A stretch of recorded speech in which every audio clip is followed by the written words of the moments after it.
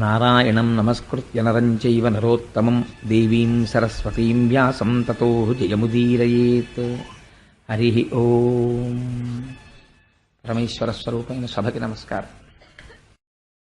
ప్రవచనానుకూల్యం కోసమని భాగవతాంతర్గతమైనటువంటి స్కంధములలో ప్రతిపాదింపబడినటువంటి విశేషాల్ని కొద్దిగా అటు ఇటు, అంటే ఇవాళ జరగవలసింది రేపు, రేపు జరగవలసింది ఇవాళ, అలా కొద్దిగా ఆనుకూల్యత కోసమని మారుస్తున్నాను. అందులో అంటే అలా ఎందుకు చేశారు అని మీకు అనుమానం రావచ్చు. ఒక విషయం చెప్తాను. శాస్త్రంలో అంటారు, ఒక ద్వాదశి తిథి నాడు ధ్రువోపాఖ్యానాన్ని ఎవరైనా విన్నట్టయితే వాళ్ళకి చెప్పినటువంటి ఫలితం అసలు నేను వర్ణించలేను. అలా ఎవరైనా జీవితంలో ఒక ద్వాదశి నాడు అసుర సంధ్య వేళలో ధ్రువోపాఖ్యానాన్ని వినాలి అని. అది కూడా భాగవతాంతర్గతంగా ధ్రువోపాఖ్యానం వినడం అంటే మాటలు కాదు.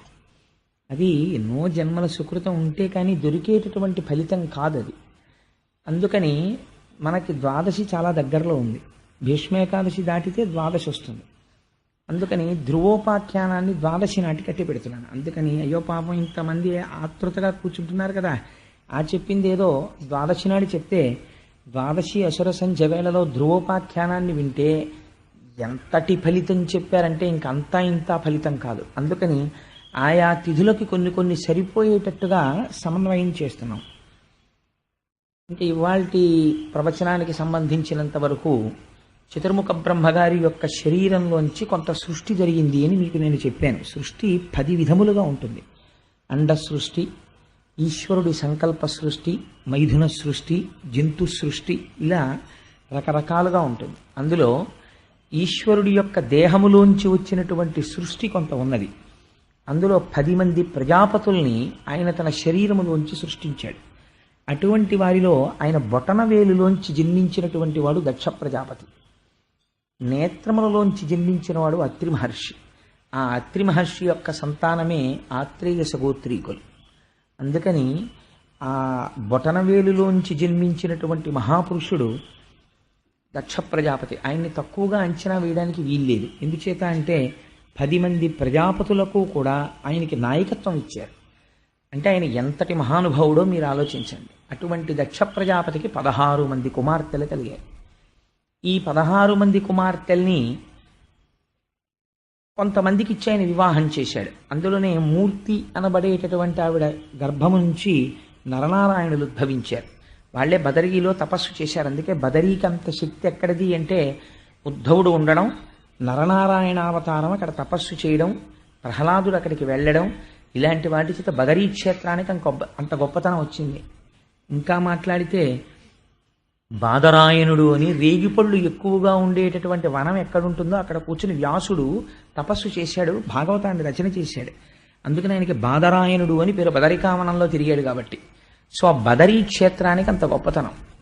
అందుకని అటువంటి బ్రహ్మము యొక్క బొటనవేలి నుంచి ఆవిర్భవించినటువంటి దక్ష ప్రజాపతికి కలిగినటువంటి 16 మంది ఆడపిల్లల్ని అనేక మందికి ఇచ్చి వివాహం చేశారు. అనేక మందిని అంటే 16 మందికి ఇచ్చి, 16 మంది కూడా కాదు, ఎందుకంటే కొంతమందిని ఎక్కువ మందిని ఇచ్చి వివాహం చేశాడు. అలా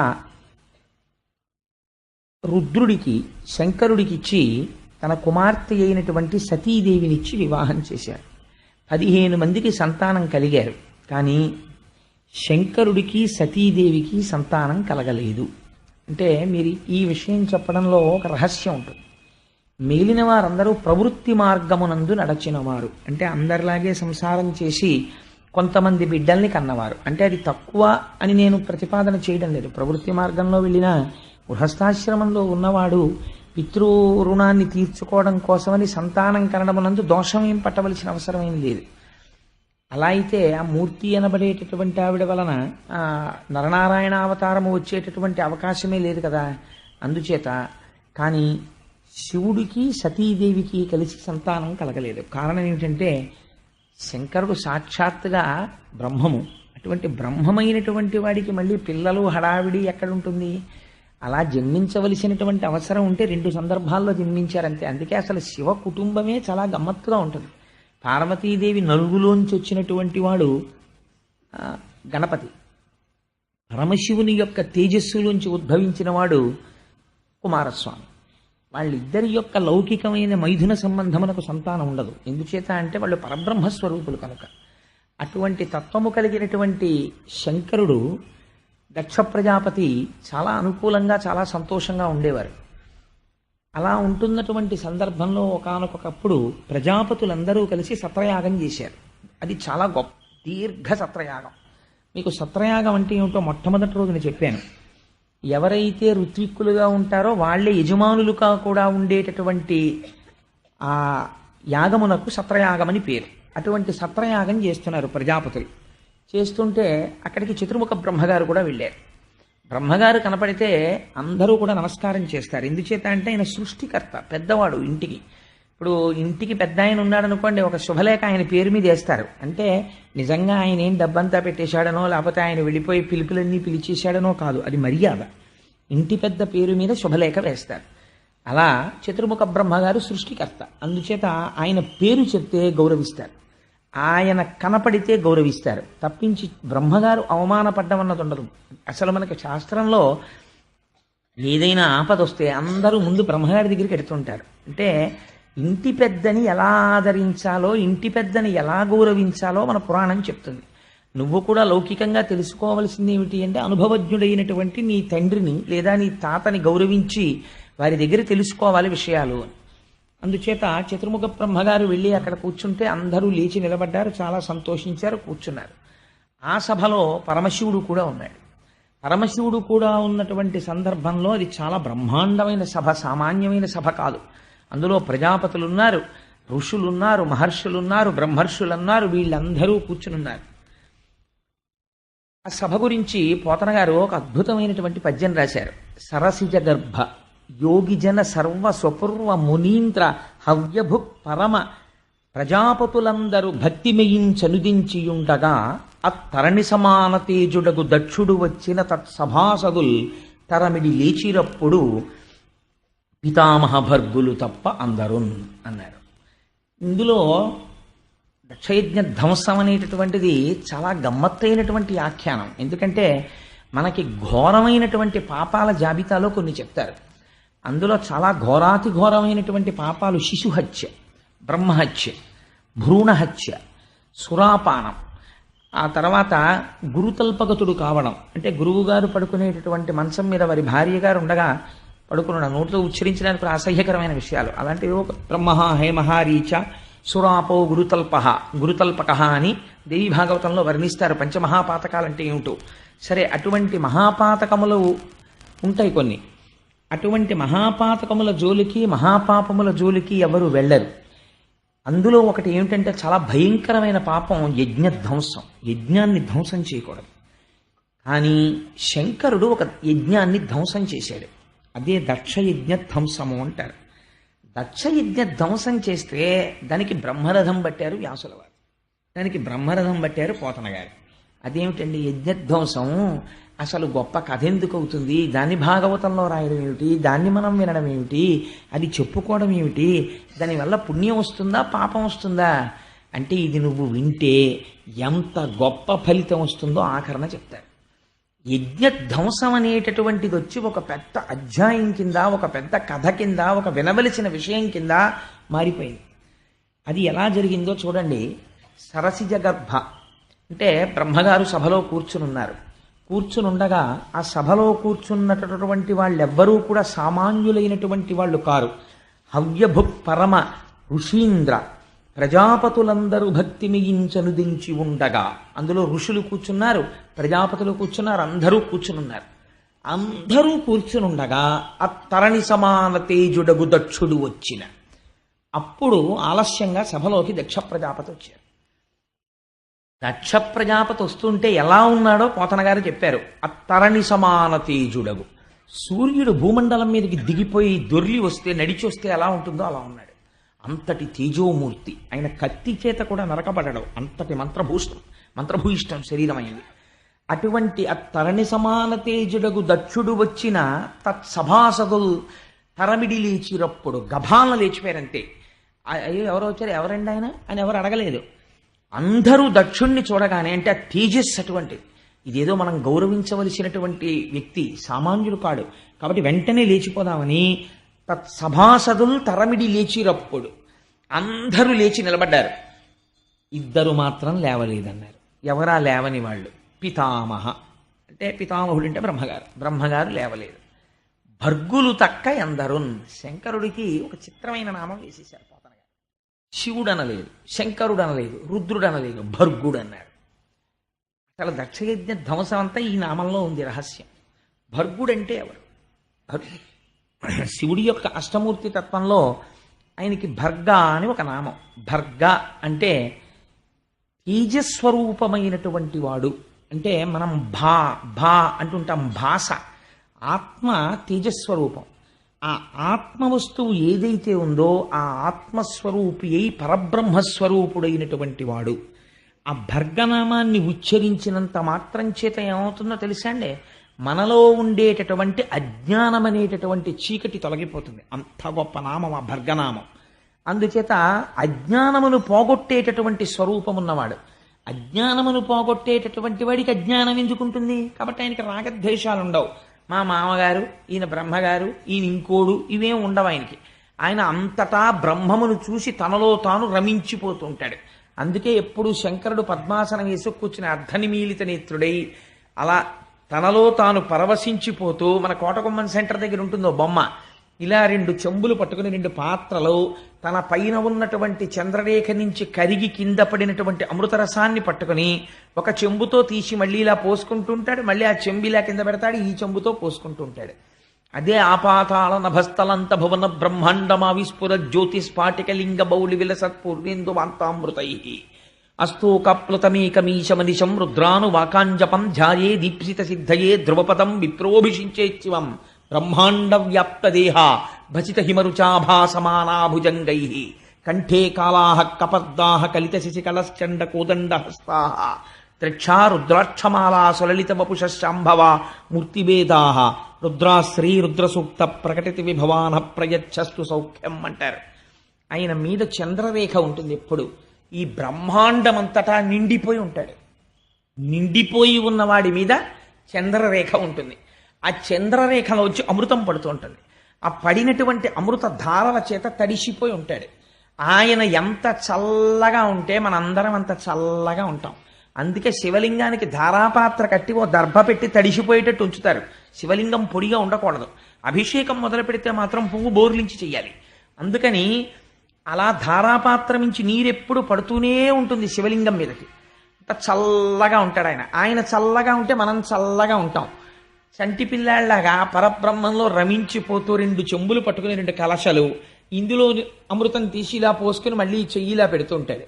ఇందులోకి మళ్ళీ అమృతం నిండేలోగా ఈ పాత్రలో అమృతం ఇలా పోసుకుంటూ ఉంటాడు. పోసుకుంటూ అమృతము చేత తడిసిపోయినటువంటి దేహముతో ఉంటాడు ఆయన. అటువంటి వాడు మహాజ్ఞాని. ఆయన్ని తలుచుకుంటే చాలు జ్ఞానం ఇస్తాడు. అటువంటి శంకరుడు ఇప్పుడు అసుర సంధ్య వేళలో వెడుతూ ఉంటాడు ఆకాశ మార్గంలో. అందున వెళ్ళేటప్పుడు భూమండలం మీద ఆయన ఎక్కడ దిగడు. ఆయనకు అదొక లక్షణం ఉంది. శంకర భగవత్పాదులు ఒక చోట అంటారు, ఎక్కడ దిగుతాడంటే ఒకే ఒక్క చోట దిగుతాడు భారతఖండంలో. ఎక్కడ దిగుతాడంటే ఒక్క శ్రీశైలం కొండ మీద మాత్రం దిగుతాడట. మరి ఆయనకి ఏమిటో ఆ సంతోషం. శ్రీశైలే స్వర్ణశృంగే మణిగణరచితే కల్పవృక్షాళి శీతే అని సంధ్యారంభ విజృంభితం శృతిశిరస్థానాంతరాధిష్ఠితం సప్రేమ భ్రమరాభిరామమసకృత్సత్వాసనాశోభితం భోగీంద్రాభరణం సమస్త సుమన పూజ్యం గుణావిష్కృతం సేవే శ్రీగిరి మల్లికార్జున మహాలింగం శివాలింగితం అంటారు. అటువంటి స్వామి వృషభవాహనారూఢుడై అసుర సంధ్య వేళలో వెడుతూ ఉంటాడు. ఆ స్వామి కూర్చుని ఉంటే ఆయన భర్గుడు, ఆయన జ్ఞానం ఇచ్చేవాడు. జ్ఞానం ఇచ్చేటటువంటి వాడికి, ఆత్మస్వరూపి అయ్యున్నవాడికి గురువు శిష్యుడు, తండ్రి కొడుకు, మామ అల్లుడు, ఈ బంధాలు ఎలా ఉంటాయండి? ఆత్మస్వరూపుడై ఉంటాడు. ఇది చెప్పడానికే భర్గుడు తక్క అందరు. ఆయన దక్ష ప్రజాపతి అల్లుళ్ళ కూర్చోలేదు, అక్కడ మహాజ్ఞాని అయి కూర్చొని ఉన్నాడు. ఇలా కూర్చుని ఉండగా విశ్వం పశ్యతి కార్యకారణతయా స్వస్వామి సంబంధత శిష్యాచార్యతయా తథైవ పితృపుత్రాజ్ఞనాభేదత స్వప్నే జాగ్రతివా అని దక్షిణామూర్తి స్తోత్రంలో శంకర భగవత్పాదులు అంటారు. ఒకసారి ఆత్మతత్వం ఎరుకకు వచ్చిన తర్వాత తండ్రి కొడుకు ఎక్కడున్నాడు, గురువు శిష్యుడు ఎక్కడున్నాడు? ఉన్నదొక్కటే, ఆత్మ ఒక్కటే ఉన్నది. అలా ఆత్మస్వరూపమునందు రమించిపోయి తాను జ్ఞాని కాబట్టి అజ్ఞానమును మన్నించగలడు. అజ్ఞానమును మన్నించి అజ్ఞానమును దాహకత్వము తీసివేయగలిగిన వాడెవడో వాడికి భర్గుడని పేరు. అజ్ఞానిని చూసి ఆయన కూడా కోపడ్డాడు అనుకోండి, ఆయన కూడా అజ్ఞాని అయిపోయినట్టే లెక్క. ఆయన తన స్థానము నుంచి భ్రంశము కాడు, అలా కూర్చున్నవాడైతేనే భర్గుడు. ఎంత గొప్ప మాట అన్నారో చూడండి మహానుభావుడు. అత్తరణి సమాన తేజుడగు దక్షుడు వచ్చిన తత్సభాసదుల్ తరమిడి లేచిరప్పుడు పితామహ భర్గులు తక్క అందరున్. అందుచేత వాళ్ళిద్దరూ లేవలేదు. పితామహుడు లేవడు. ఎందుచేత అంటే ఆయన బ్రహ్మగారు, ఇంటికి పెద్దవాడు, అందుకని ఆయన లేవక్కర్లేదు. కానీ బాహ్యమునందు దక్ష ప్రజాపతి కల్లుడు, అందుచేత మామగారు పితృపంచకంలో ఒకడు, తండ్రిలో 5 తండ్రుల్లో ఒకడు. 5 తండ్రులు ఎలా ఉంటారండి అని మీరు అనుకోకండి. జన్మనిచ్చినటువంటి తండ్రి, గాయత్రీ మంత్రాన్ని ఉపదేశం చేసినటువంటి తండ్రి, రాజు, అంటే పిల్లనిచ్చినటువంటి మామగారు, పెద్దన్నగారు లేదా గురువు గాయత్రీ మంత్రోపదేశం చేసిన వారంటే 5 తండ్రుల కింద చెప్తారు. అలాగే అత్తగారు మాతృపంచకంలోకి వస్తుంది. అందుకే మాతృపంచకంలోకి వెళ్ళడం కోసమే అత్తగారు మధుపర్కం ఇస్తుంది. మధుపర్కం అంటే ఇవాళ తెలిసి తెలియక జరియంచు పంచెలు పెట్టడం మధుపర్కాలు అనుకుంటున్నారు. మధుపర్కాలంటే అది కాదండి. మధుపర్కం అంటే ఏమిటో తెలుసా? తన కూతురికి భర్త కాబోతున్నాడు. తల్లికి ఒక స్వాతంత్రం ఉంటుంది. తల్లి పిల్లాడు ఏం తింటాడో తెలుసు. అందుకని మా అబ్బాయి వచ్చాడు, మా అబ్బాయికి వంకాయ గుత్తొంకాయ కూర అంటే ఇష్టం అండి అని గబగబా వండి పెడుతుంది. రేపు అల్లుడు కూడా అత్తవారింటికి వస్తూ ఉంటాడు. మామగారు ఏం చేస్తాడు? ఓ ఉపన్యాసం చెప్తాడు, కావాలంటే భాగవతంలో ఏముందో ఏ అధ్యాయంలో ఏముందో చెప్తాడు. అత్తగారు పెట్టాలి వండి అల్లుడికి కడుపు నిండా. అందుకని తన కొడుకుతో సమానం. అందుకని ఇప్పుడు అత్తగారు తల్లి స్థానాన్ని పొందాలి. ప్రేమ చేత అల్లుడికి అన్నం పెట్టడంలో కోప్పడకుండా కూడా ముందు కడుపు నిండాక ఎలా కోప్పడుతుందో అలా అత్తగారు కూడా అల్లుడిని అంత మర్యాదగా కొడుకులా అన్నం పెట్టాలి. ఈ ప్రేమ నేను నీ యందు ప్రకటిస్తున్నానయ్యా, ఇంకా నువ్వు నాకు కొడుకుతో సమానం, నేను నీకు అమ్మతో సమానం. నువ్వు నన్ను స్వేచ్ఛగా, అత్తయ్యగారు నాకు మడత కాజా చేసి పెడుతురు, మీ కాజాలు బాగుంటాయని అడగచ్చు, నేను నీకు చేసి పెడతాను ప్రేమగా. మన ఇద్దరిది ఇక తల్లి కొడుకుల సంబంధం అని ఈ ప్రేమ వ్యక్తం చేయడానికి ఆవిడ తేనె పట్టుకొస్తుందో పాత్రలో తేవాలి. అసలు మొట్టమొదట అల్లుడు ఎదుర్కోలేని పెడతారు. ఆ వచ్చినప్పుడు దేని కొరకు అంటే అత్తగారి ప్రేమ ప్రకటించడానికి. మామగారు గౌరవం ప్రకటిస్తాడు, నారాయణుడు వస్తున్నాడు కాబట్టి. అత్తగారు మాత్రం అలా వెళ్ళదు. ఈవిడ లక్ష్మిగా వెళ్ళదు, ఈవిడ తల్లిగా వెడుతుంది. వెళ్ళి చిన్న గిన్నెతో తేనె పట్టుకెళ్ళి అరచేతిలో తేనె వేస్తుంది. వేస్తే అల్లుడు సంతోషంగా తేనె తీసుకుని అత్తగారి కాళ్ళకి నమస్కారం చెయ్యాలి. అమ్మా, మిమ్మల్ని మాతృపంచకంలోకి తీసుకున్నాను, ఇవాళ నుంచి మీరు మా అమ్మ అని. దాన్ని మధుపర్కం అంటారు వివాహంలో. అంతేగాని జరియంచు పంచట్లేదు, ఇంత అంచు లేదండి మా అల్లుడికి అని దెబ్బలాడుకోవడానికి మధుపర్కం కాదు. మధుపర్కం అంటే అలా పుచ్చుకున్నది మధుపర్కం. దానివల్ల ఆ శోభ కలుగుతుంది, ఆ ఆత్మీయత కలుగుతుంది. అందుకని ఇక్కడ ఈ అల్లుడు మామ సంబంధం విషయంలో దక్షుడికుందేమో మనసులో, శివుడికి లేదు. ఎందుచేత ఆత్మస్వరూపి అయి ఉన్నాడు. ఇలా కూర్చునుండగా పితామహుడు లేవడు, ఎందుకంటే ఆయన పెద్దవాడు. అందుకే ఆ పేరేశారు. చతుర్ముఖ బ్రహ్మ అనకూడదా, సరసిజ గర్భుడు అనకూడదా, అంటే వనజనాభుడు అనకూడదు, లేకపోతే ఏదో కమల గర్భుడు అనకూడదా, ఏదో పేరు పెట్టచ్చు బ్రహ్మగారికి. కానీ ఏమీ అనలేదు. అనకుండా ఆయనకి పితామహ అంటే పెద్దవాడు, గౌరవింపదగినవాడు. అందుకని ఆయన లేవకూడదు. రెండోవాడు లేవవలసిన వాడని మనకు అనిపించేవాడు అల్లుడు కాబట్టి, కానీ లేవడు. ఎందుకని? భర్గుడు, మహాజ్ఞాని, ఆత్మస్వరూపి. అందుకని పితామహ భర్గులు తప్ప అందరూ. ఎందుకంటే ఆ 2 మాటలు పట్టుకుని అలా కొట్టుకుంటారు మీరు అని అనుకోకండి. కథ అంతా దాని మీదే ఆధారపడి ఉంది, వెనకాతల ఆఖ్యానం అంతా. అందుకని పితామహ భర్గులు తప్ప అందరూ. వాళ్ళిద్దరూ లేవకపోతే దక్షుడు లోపలికి వచ్చేసాడు. లోపలికొచ్చి లేచిన వాళ్ళ వంక ప్రసన్నంగా ఏం చూడలేదు. లేవని వాళ్ళు ఎవరు సభలో చూశాడు. బ్రహ్మగారు లేవలేదు, పెద్ద పట్టించుకోలేదు. పితామహ బిరుదుంది కదా, ఆయన బొటన వేళ్ళలోంచి వచ్చాను ఊరుకున్నాడు. ఇటు చూశాడు ఎర్రటి కంటితో. అల్లుడు లేవలేదు. అల్లుడు కాబట్టి నాకు కొడుకుతో సమానం, నేను మామగారిని, పితృపంచకంలో ఒకండి, తండ్రి లాంటి వాడిని. మిగిలిన ఇంతమంది లేచారు, అల్లుడు లేవడానికి లేచి మామయ్యగారు నమస్కారం అని ఇలా అనద్దు, అనలేదు. చూసావా ఎంత అహంకారమో అనుకున్నాడు. కడుపులో దాచుకోలేకపోయాడు. ఇది అజ్ఞానం అంటే. కన్ను ఎర్రపడిపోవడమే అజ్ఞానం. కోపం వచ్చేసింది అంతే. ఒక్కొక్కరు చూడండి, నమస్కారం పెట్టలేదని కోపం పెట్టుకుంటారు కడుపులో.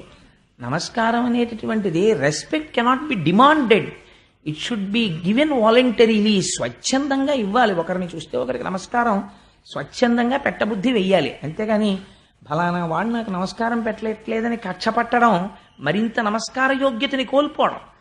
అందుచేత నమస్కారం ఫలానా వాడు పెట్టలేదని ఇంతమంది సభలో పెట్టని వాడిని గుర్తుపట్టాడంటే ఎంత అజ్ఞానంతో వచ్చాడో చూడండి దక్ష ప్రజాపతి. ఆయన ఎంత ప్రజాపతి అయితే ఎవడకు కావాలి అంటే ఇవాళ దక్ష ప్రజాపతి ఏ రూపంలో ఉన్నాడు? లేచిన వాళ్ళు ఇంతమంది గుర్తులేరు, లేవని వాళ్ళు ఇద్దరిలో ఒకడు ఎందుకు గుర్తులేడో అందుకని లేవక్కర్లేదు లేదు వదిలిపెట్టాడు, ఒకడిని పట్టుకుంటున్నాడు. అంటే ఇప్పుడు అజ్ఞానమునందు దక్షుడున్నాడు ఖచ్చితం కదండి. లేకపోతే ఫలానా ఆయన సభలో నేను వచ్చినప్పుడు లేవట్లేదు ఆయన మీద కక్ష పెట్టాడంటే తను జారిపోతున్నాడా అవతలవాడు జారిపోతున్నాడా? చూశాడు శంకరుడి వంక, కళ్ళు ఎర్ర పడిపోయాయి. క్రోధంతో సభలో ఉన్న వాళ్ళందరినీ చూసి ఒక మాట అన్నాడు, వీడెవరు అన్నాడు. అంటే వాళ్ళు ఆశ్చర్యపోయారు, ఇదేమిటి అల్లుడు కదా ఎవరంటాడేమిటి, కాళ్ళు కడిగి కన్యాదానం చేశాడు, వీడెవరు అని అడుగుతాడేమిటి అని. శివుడు నవ్వుతూ కూర్చున్నాడు. అర్థమైంది, ఓహో నమస్కారం పెట్టలేదు కదా కోపం వచ్చింది. అంటే పాపం వాళ్ళు లేచి అన్నారు శివుడండి అన్నారు. మరి అడిగిన వాడిని చెప్పకపోతే వాడి మళ్ళీ ఆయన మీద ఏం కోపం వస్తుందో అందుకని వీడెవరు అన్నాడు. అంటే చెప్పాలి కదా, అదేమిటంటే మనసులో అనుకున్న శివుడండి అన్నారు. ఆ మాట అనేటప్పటికి ఇంకా సర్వం అన్నాడు, శివుడా అన్నాడు. శివుడు అంటే మంగళములను ఇచ్చువాడు అని అర్థం. ఆయన ఎప్పుడు మంగళములని చేస్తాడు, అమంగళం చెయ్యడం ఆయనకి చేత కాదు, అసలు ఆయన చెయ్యడు. అందుకని ఆయనకి శివుడని పేరు. ఆ పేరు చెప్పేటప్పటికి కోపం వచ్చిందంతే. ఆయన అన్నాడు, అనయములుప్త క్రియాకలాపుండు మానహీనుండు మర్యాద లేనివాడు మత్త ప్రచారుండు దిగంబరుండు భూత ప్రేత పరివృతుండు ఉన్మత్తనాథుండు భూతిలిప్తుండు అస్థిభూషణుండు. ఎంత దారుణమైన మాటలు వాడాడో చూడండి. ప్రమథ భూతనాథుండు భూతిలిప్తుండు అస్థిభూషణుండు దుష్ట హృదయుండు నష్ట హృదయుండు నష్ట శౌచుండు దుష్ట హృదయుండు ఉగ్ర పరేత భూ నికేతనుండు వితత స్రస్త కేశుండు. అశుచి అయిన ఇతనికి శివుడను ప్రమాదమిట్లు కలిగే అశివుడైన ఇతనిని శివుడని పిలిచి వేదంబు శూద్రునికిచ్చినట్లు అన్నాడు. ఎవడు రావిని శివుడని పిలిచినవాడు? అనయము లుప్త క్రియాకలాపుండు మానహీనుండు మర్యాద లేనివాడు. వీడు శివుడా? అనయము లుప్త క్రియాకలాపుండు. లుప్త క్రియాకలాపుండు అంటే అసలు ఏ పని చేయనివాడు. ఏమిటి కోపం, లేచి నమస్కారం పెట్టలేదు. వీడికి పని ఉండదు పాడుండదు, అలా కూర్చుంటాడు. వీడు ఏ పని చేయడు. అనయము లుప్త క్రియాకలాపుండు. మీరు చాలా జాగ్రత్తగా వినాలి. ముందు నేను తిట్లు చెప్పేస్తాను, ఎందుకంటే పోతన గారు అన్నారు వ్యాసుల వారును ఇది దక్షుని చేత పరమశివుని పట్ల క్రోధంబుతో చేసినటువంటి ఈ వ్యాఖ్య ఎందయో స్తోత్రంబై పరంగే అన్నారు. అది ఎలా జరిగింది అన్నది తర్వాత వివరణ చేస్తాను. ముందేమన్నాడంటే అనయము లుప్త క్రియాకలాపుండు. కోపం వచ్చేసింది అనుకోండి అల్లుడి గారి మీద, పనా పాడ అలా పురాణానికి పోతుంటాడు అంటాడు మామగారు. అందుకని అనయము లుప్త క్రియాకలాపుండు, వీడికేం పని పాడు లేదు. మానహీనుండు, వీడికి మానం మర్యాద ఏం లేవు. ఎందుకని? ఆయన దిగంబరుండు, బట్టకట్టుకోడు. మానహీనుండు మర్యాద లేనివాడు. ఇక్కడ బయటపడిపోయాడు స్పష్టంగా. ఏమిటి మర్యాద? తనకి దండం పెట్టలేదు. అందుకని మానహీనుండు మర్యాద లేనివాడు. అక్కడతో ఊరుకున్నాడా? ఊరుకోలేదు. మత్త ప్రచారుండు, ఎప్పుడు మదించినటువంటి వాడు ఎలా ఉంటాడో పిచ్చాడు అలా తిరుగుతుంటాడు. మత్త ప్రచారుండు ఉన్మత్త ప్రియుండు, పిచ్చి వాళ్ళందరినీ వెంటేసుకు తిరుగుతుంటాడు. అలాంటి వాళ్ళంటే వీడికి ఇష్టం. ఉన్మత్త ప్రియుండు దిగంబరుండు, బట్టే కట్టుకోడు. దిగంబరుండు భూత ప్రేత పరివృతుండు, ఎప్పుడు చుట్టూ భూతాల్ని ప్రేతాల్ని పిశాచాల్ని పెట్టుకు తిరుగుతాడు. భూత ప్రేత పరివృతుండు ఉన్మత్తన తామస ప్రమథ గణ నాథుండు, తామసమైనటువంటి ప్రమథగణాలకన్నింటికీ కూడా నాథుడై ఉండేటటువంటి వాడు. భూతిలిప్తుండు, శ్మశానంలో కాలినటువంటి శవానం యొక్క బూడిదని తీసి ఒంటికి రాసుకుంటాడు. భూతిలిప్తుండు అస్థిభూషణుండు, ఆ శవం కాలిపోయిన తర్వాత ఉన్న ఎముకలు తీసి దండ కొట్టుకుని మెళ్ళలో వేసుకుంటూ ఉంటాడు. భూతిలిప్తుండు అస్థిభూషణుండు. అక్కడతో ఊరుకున్నాడా? నష్ట శౌచుండు, అసలు వీడికి శౌచమే లేదు. అంతమునందు లేదు బాహ్యమునందు లేదు, రెండింటి యందు శౌచం లేదు. నష్ట శౌచుండు దుష్ట హృదయుండు, మంచి హృదయం కాదు, చాలా దుష్టమైనటువంటి హృదయం ఉన్నవాడు. నష్ట శౌచుండు దుష్ట హృదయుండు ఉన్మత్తనాథుండు, పిచ్చాళ్ళందరికీ వీడి నాయకుడు. ఉన్మత్తనాథుండు ఉగ్ర పరేత భూ నికేతనుండు, శవాలన్నిటినీ ఎక్కడ కాలుస్తారో అందరూ ఎక్కడికి వెళ్ళడానికి భయపడతారో అటువంటి శ్మశానంలో తిరిగేవాడు. ఉగ్ర పరేత భూ నికేతనుండు వితత స్రస్త కేశుండు, జుట్టు దువ్వుకోవడమే చేత కాదు, ఎప్పుడు జడలు కట్టేసి పెద్ద జటాజూటం ఒకటి కట్టుకు తిరుగుతుంటాడు. వితత స్రస్త కేశుండు, లేదా ఇలా చిమ్ముకుని విరజిమ్ముకుని తిరుగుతుంటాడు. అందుకని వితత స్రస్త కేశుండు. అశుచి అసలు చూస్తేనే భయం వేస్తుంది, ముట్టుకోబుద్ధి ఏదో అమంగళకరుడు. అశుచి అయిన ఇతనికి శివుడను ప్రమాదమెట్లు కలిగి, ఇతనికి శివుడని పేరు ఎవరు పెట్టారు? ఎలా మంగళకరుడు. వీణ్ణి పట్టుకుని శివుడని పిలిస్తే నాకేమని పిలుస్తోందో తెలుసా? అశివుడైన ఇతనిని శివుడని పిలుచుట వేదంబు శూద్రునకిచ్చినట్లు. యజ్ఞోపవీతం లేనివాడికి, ఉపనయన సంస్కారం జరగని వాడికి, స్వరం తెలియని వాడికి వేదం పట్టుకెళ్ళి ఇచ్చినట్టుంది వీడిని శివుడని పిలవడం. ఎవడు పిలిచాడు వీడిని శివుడని అన్నాడు? ఎంత దారుణంగా మాట్లాడాడో చూడండి, అంత భయంకరమైన శివనింద చేశాడు. ఇదంతా చేస్తున్నప్పుడు శంకరుడు ఏం చేస్తున్నాడు అంటే చాలా సంతోషంగా నవ్వుతూ కూర్చున్నట్టే కుర్చీలో. ఈయన మాత్రం చాలా తిట్టేశాడు. తిట్టేసిన తర్వాత కోపం ఆగుతుందండి. అయితే నేను ఇక్కడ ఒక్క మాట చెప్పాలి. సాధారణంగా ఏమిటంటే కోపంలో ఉండేటటువంటి లక్షణం ఒకలా ఉంటుంది. మనం ఎవరి మీదన్నా చాలా కోపంతో ఉన్నాం అనుకోండి, ఆ ఎదురుగుండా కూర్చున్నాడు అనుకోండి, పిల్లాడి మీదే కోపంగా ఉంది, పిల్లాడిని వీడు స్కూల్కి వెళ్ళాడు, చదవాడు, హోంవర్కులు చేయట్లేదు అని తండ్రి తిట్టేస్తుంటే వాడు తలంచుకుని ఇలా రాస్తున్నాడు అనుకోండి, మంట వచ్చేస్తుంది తండ్రికి. చూడు ఎన్నన్నా మాట్లాడు, ఒక్క తలుగు అంటాడు కోపం వచ్చేసి. అదే తిరిగి ఏదో మాట్లాడాడు అనుకోండి, ఆ కోపం కొంత డిఫ్యూజ్ అవుతుంది. అయ్యో తప్పు అయిపోయిందండి నాన్నగారండి, ఇంక నుంచి చదువుకుంటానండి ఏదో అంటే వెంటనే కొంచెం తగ్గుతాడు. అలా మాట్లాడకపోతే అది ఉధృతం అయిపోతుంది ఆ కోపం. చూడు ముచ్చులో ఎలా కూర్చున్నాడో అంటారు. అలా ఆయన పాపం నవ్వుతూ కూర్చున్నాడు, భర్గుడు కాబట్టి ఈయనకి ముచ్చులో కనపడుతున్నాడు ఆయన మాట్లాడ్డని. ఈయన చేసినటువంటి స్తోత్రం ఎలా అయింది? ఇదొక విచిత్రమైన విషయం. అనయము లుప్త క్రియాకలాపుండు. దీన్నే పార్వతీదేవితో తర్వాత చెప్తాడు శంకరుడు. లుప్త క్రియాకలాపుండు అంటే మనకి రెండు మార్గములు ఉంటాయి. ఒకదాన్ని ప్రవృత్తి మార్గం అంటారు, ఒకదాన్ని నివృత్తి మార్గం అంటారు. ప్రవృత్తి మార్గం అంటే ఏదో ధన సంపాదన చేసుకోవడం, సంసారాన్ని పోషించుకోవడం, కుటుంబంతో ఉండడం, కర్మకాండ చేస్తూ ఉండడం, ఈ పూజ చేస్తూ ఉండడం, ఆ పూజ చేస్తూ ఉండడం, ఇలాంటి వాటన్నింటినీ కలిపి ప్రవృత్తి మార్గం అంటారు. అది కూడా కామ్యకర్మ, నాకేదో శుభం జరగాలని చేస్తూ ఉంటాడు. నివృత్తి మార్గం అని ఉంటుంది. నివృత్తి మార్గంలో తాను ఏమీ చేయడు. బ్రహ్మమును తెలుసుకొని జ్ఞాన మార్గంలో తాను బ్రహ్మమును తెలుసుకొని బ్రహ్మయై బ్రహ్మవిత్ బ్రహ్మైవ భవతి, బ్రహ్మమును తెలుసుకున్నవాడు బ్రహ్మమే అవుతాడు. రేపు వస్తారు కదా తత్వవిధానంద సరస్వతి, ఎటువంటి మహానుభావులు ఈశ్వరుణ్ణి సర్వకాలముల యందు ఇక్కడ లోకమంతటా దర్శనం చేస్తూ ఉంటారు. అలా ఉండగలిగినటువంటి మహాపురుషులు ఎవరుంటారో వారిని నివృత్తి మార్గమునందున్నవారు అంటారు. వారు శరీరంతో ఉన్నన్నాళ్ళు నివృత్తి మార్గంలో ఉంటారు తప్ప ప్రవృత్తి మార్గంలోకి వాళ్ళు వెళ్ళరు. వాళ్ళ జీవితం చాలా గమ్మత్తుగా ఉంటుంది. అది సామాన్యుడికి అందదు. అందుకే ఎప్పుడు నివృత్తి మార్గమునందు పతాక స్థాయికి వెళ్ళిపోయినటువంటి ఒక మహాజ్ఞానితో మీ జీవితాన్ని మీరు పోల్చి చూసుకొని వారితో నడువడి అలా నడుద్దామని మీరు ప్రయత్నము చేయకూడదు. మీకు ఒక ఉదాహరణ చెప్తాను. నివృత్తి మార్గం అంటే ఎంత భయంకరంగా ఉంటుందో. ఆ స్థాయికి వెళ్ళిన వాడికి అది చాలా హాయిగా ఉంటుంది. అలా వెళ్ళని వాడికి దాన్ని అనుకరించలేడు. నివృత్తి మార్గంలో వెళ్ళిపోయినటువంటి మహాపురుషుణ్ణి చూసి నేను ఆయనలా ఉన్నాను అనుకుంటే అదొక భ్రమ అయిపోతుంది. అలా ఉండకూడదు. భక్తితో అనుసరించాలి. అనుసరిస్తే ఒకనాడ జ్ఞానం వస్తే నువ్వు ఆ స్థితికి వెడతావు. రమణ మహర్షి అరుణాచలం కొండ మీద ఉన్నారు. ఏదో ఓ పెద్ద మర్రి కోటి కింద పడింది. దక్షిణామూర్తి కూర్చునే మర్రి చెట్టు ఆకే ఇది అని ఆ ఆకు ఎటువైపు నుంచి పడిందో అటువైపుగా నడిచి వెళ్ళారు. పెడితే ఆ మర్రి చెట్టు కనపడింది. ఇక్కడే దక్షిణామూర్తి ఉంటారు, చూద్దాం అనుకున్నారు. ఇంతలో ఆయన కాలు అనుకోకుండా ఒక తేనె పట్టుకి తగిలింది. తగిలితే ఆ తేనెటీగలు వచ్చి ఆయన కాలు కుడుతున్నాయి. ఆయన ఏం చేశారంటే ఈ కాలు నిష్కారణముగా ఒక తేనె పట్టు, అంటే అది ఎక్కడో పువ్వుల్లో తిరిగి తేనె తెచ్చి గూట్లో పెట్టుకుని తయారు చేసుకున్నటువంటి దాని గూటిని ఈ కాలు వెళ్ళి భ్రంశము చేసినది. కాబట్టి ఈ కాలు శిక్షార్హురాలు. మనమేమంటాం? నేనంటాం. ఆయనకి నేను ఆత్మ. ఇదేమిటి? ఈ ఆత్మ చేత ధరింపబడిన వస్తువు. ఇది వేరు, ఆయన వేరు. ఇది నివృత్తి మార్గం అంటే. కాబట్టి ఇది శిక్షార్హురాలు, కాబట్టి ఇది శిక్ష అనుభవించాలి అని ఆ కాలెత్తి ఒక రాతి మీద పెట్టారు. అసలు ఒక తేనెటీ కుడితే పరిగెడతామండి. తేనెటీగలన్నీ వచ్చి కాలు కుట్టేశాయి. కుట్టేస్తే ఆ ముళ్ళన్నీ విరిగిపోయాయి. చూస్తుండగా కాలు ఇంత లావున వాచిపోయింది.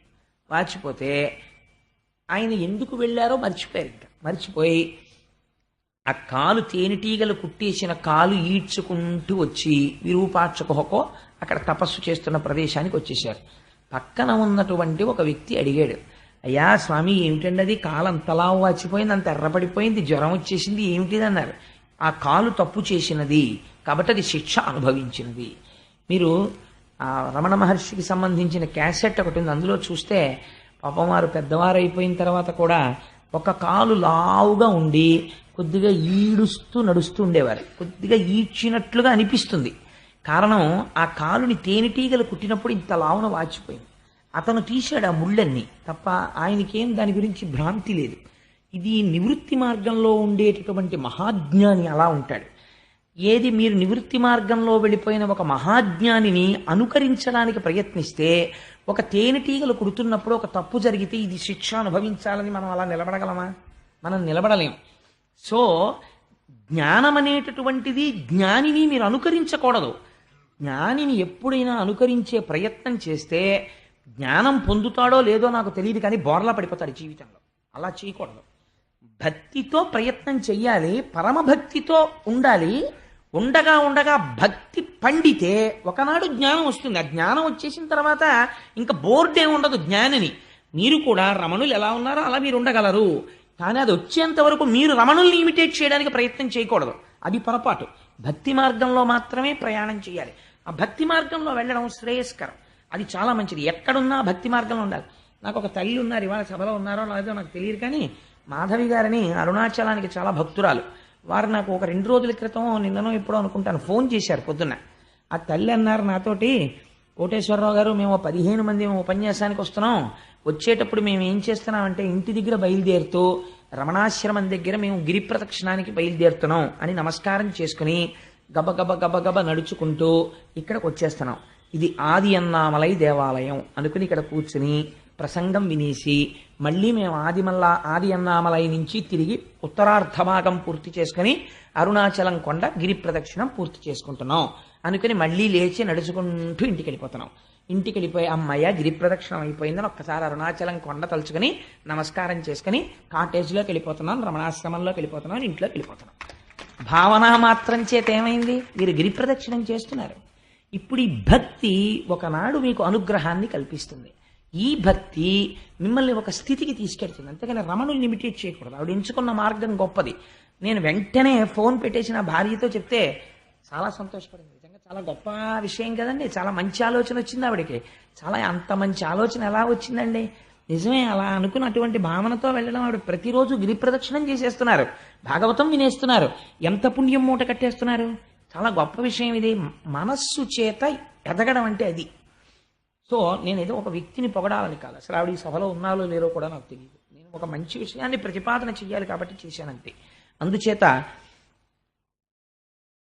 లుప్త క్రియాకలాపుండు. ఇప్పుడు మీరు చెప్పండి, ఒక జ్ఞానికి మనకున్నట్టుగా కర్మలు ఉంటాయా? ఉండవు.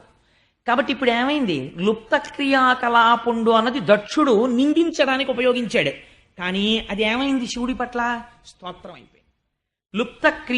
అనయము లుప్త క్రియాకలాపుండు మానహీనుండు. మానహీనుడంటే ఎవరు? శరీరము మీద భ్రాంతి ఉందనుకోండి, ఇది నా శరీరం అనిపిస్తే దీనికి మంచి ప్యాంట్ వేద్దాం, దీనికి మంచి చొక్కా తొడుగుదాం, మంచి పౌడర్ రాసుకుందాం, అలా ఉందాం, ఇలా టై కట్టుకుందాం, ఇలా కోట్ వేసుకుందాం, అన్ని కోరికలు వస్తాయి. ఏమిట్రా దిక్కుమాలిన శరీరం, ఇది నేనా? ఇది పడవా? ఇందులో ప్రయాణించి ఈశ్వరుడి పాదాలు చేరుకోవడానికి ఇది ఉపయోగపడుతుంది. శరీరం అభ్యంకులకి ఇది ధర్మ సాధనం, ధర్మానికి ఉపయోగించాలి తప్ప అంతకుమించి దీనికి అలంకారం ఏమిట్రా, అది ఎందుకు దీని మీదంత వ్యామోహం అని ఉన్నాడు అనుకోండి. ఆయనకి మానహీనుడు ఏమిటండి? ఆయన ఇప్పుడు అలా ఉంటారు, తలకాయ దూకోరు సరిగ్గాను, లేకపోతే ఎప్పుడు బోడిగుండు, లేకపోతే ఎప్పుడు అలా తిరుగుతుంటాడు, ఆయన పంచి చిరిగిపోయి ఉంటుంది, ఆయన చొక్కా చిరిగిపోయి ఉంటుంది, బయటవాడికి అలా కనిపిస్తుంది. కానీ ఆయన మానహీనుడు కాడు, ఆయనకి దేహభావన లేదు. కాబట్టి ఇప్పుడు మానహీనుడు అన్న దక్షుడు వాడిన మాట ఈశ్వరుడి పట్ల స్తోత్రమైంది. మానహీనుండు.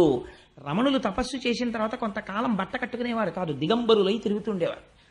ఎవరో ఒకరు అడిగారు, భగవన్ మీకు దేహభావన లేదు, కానీ లోకం ఒకటి ఉంది కదా, ఇంకా అది ఎదగలేదు కదా, అందుకని మీరు కనీసం ఒక గోచీ పెట్టుకుంటే బాగుంటుంది. ఆల్ రైట్, లోకం, నేను ఒక గోచీ పెట్టుకుంటే లోకానికి బాగుంటే అది పెట్టుకోవడం వల్ల చిన్న నష్టం ఏమిటి? అలాగే పెట్టుకుంటాను, గోచీ పెట్టుకునేవారు.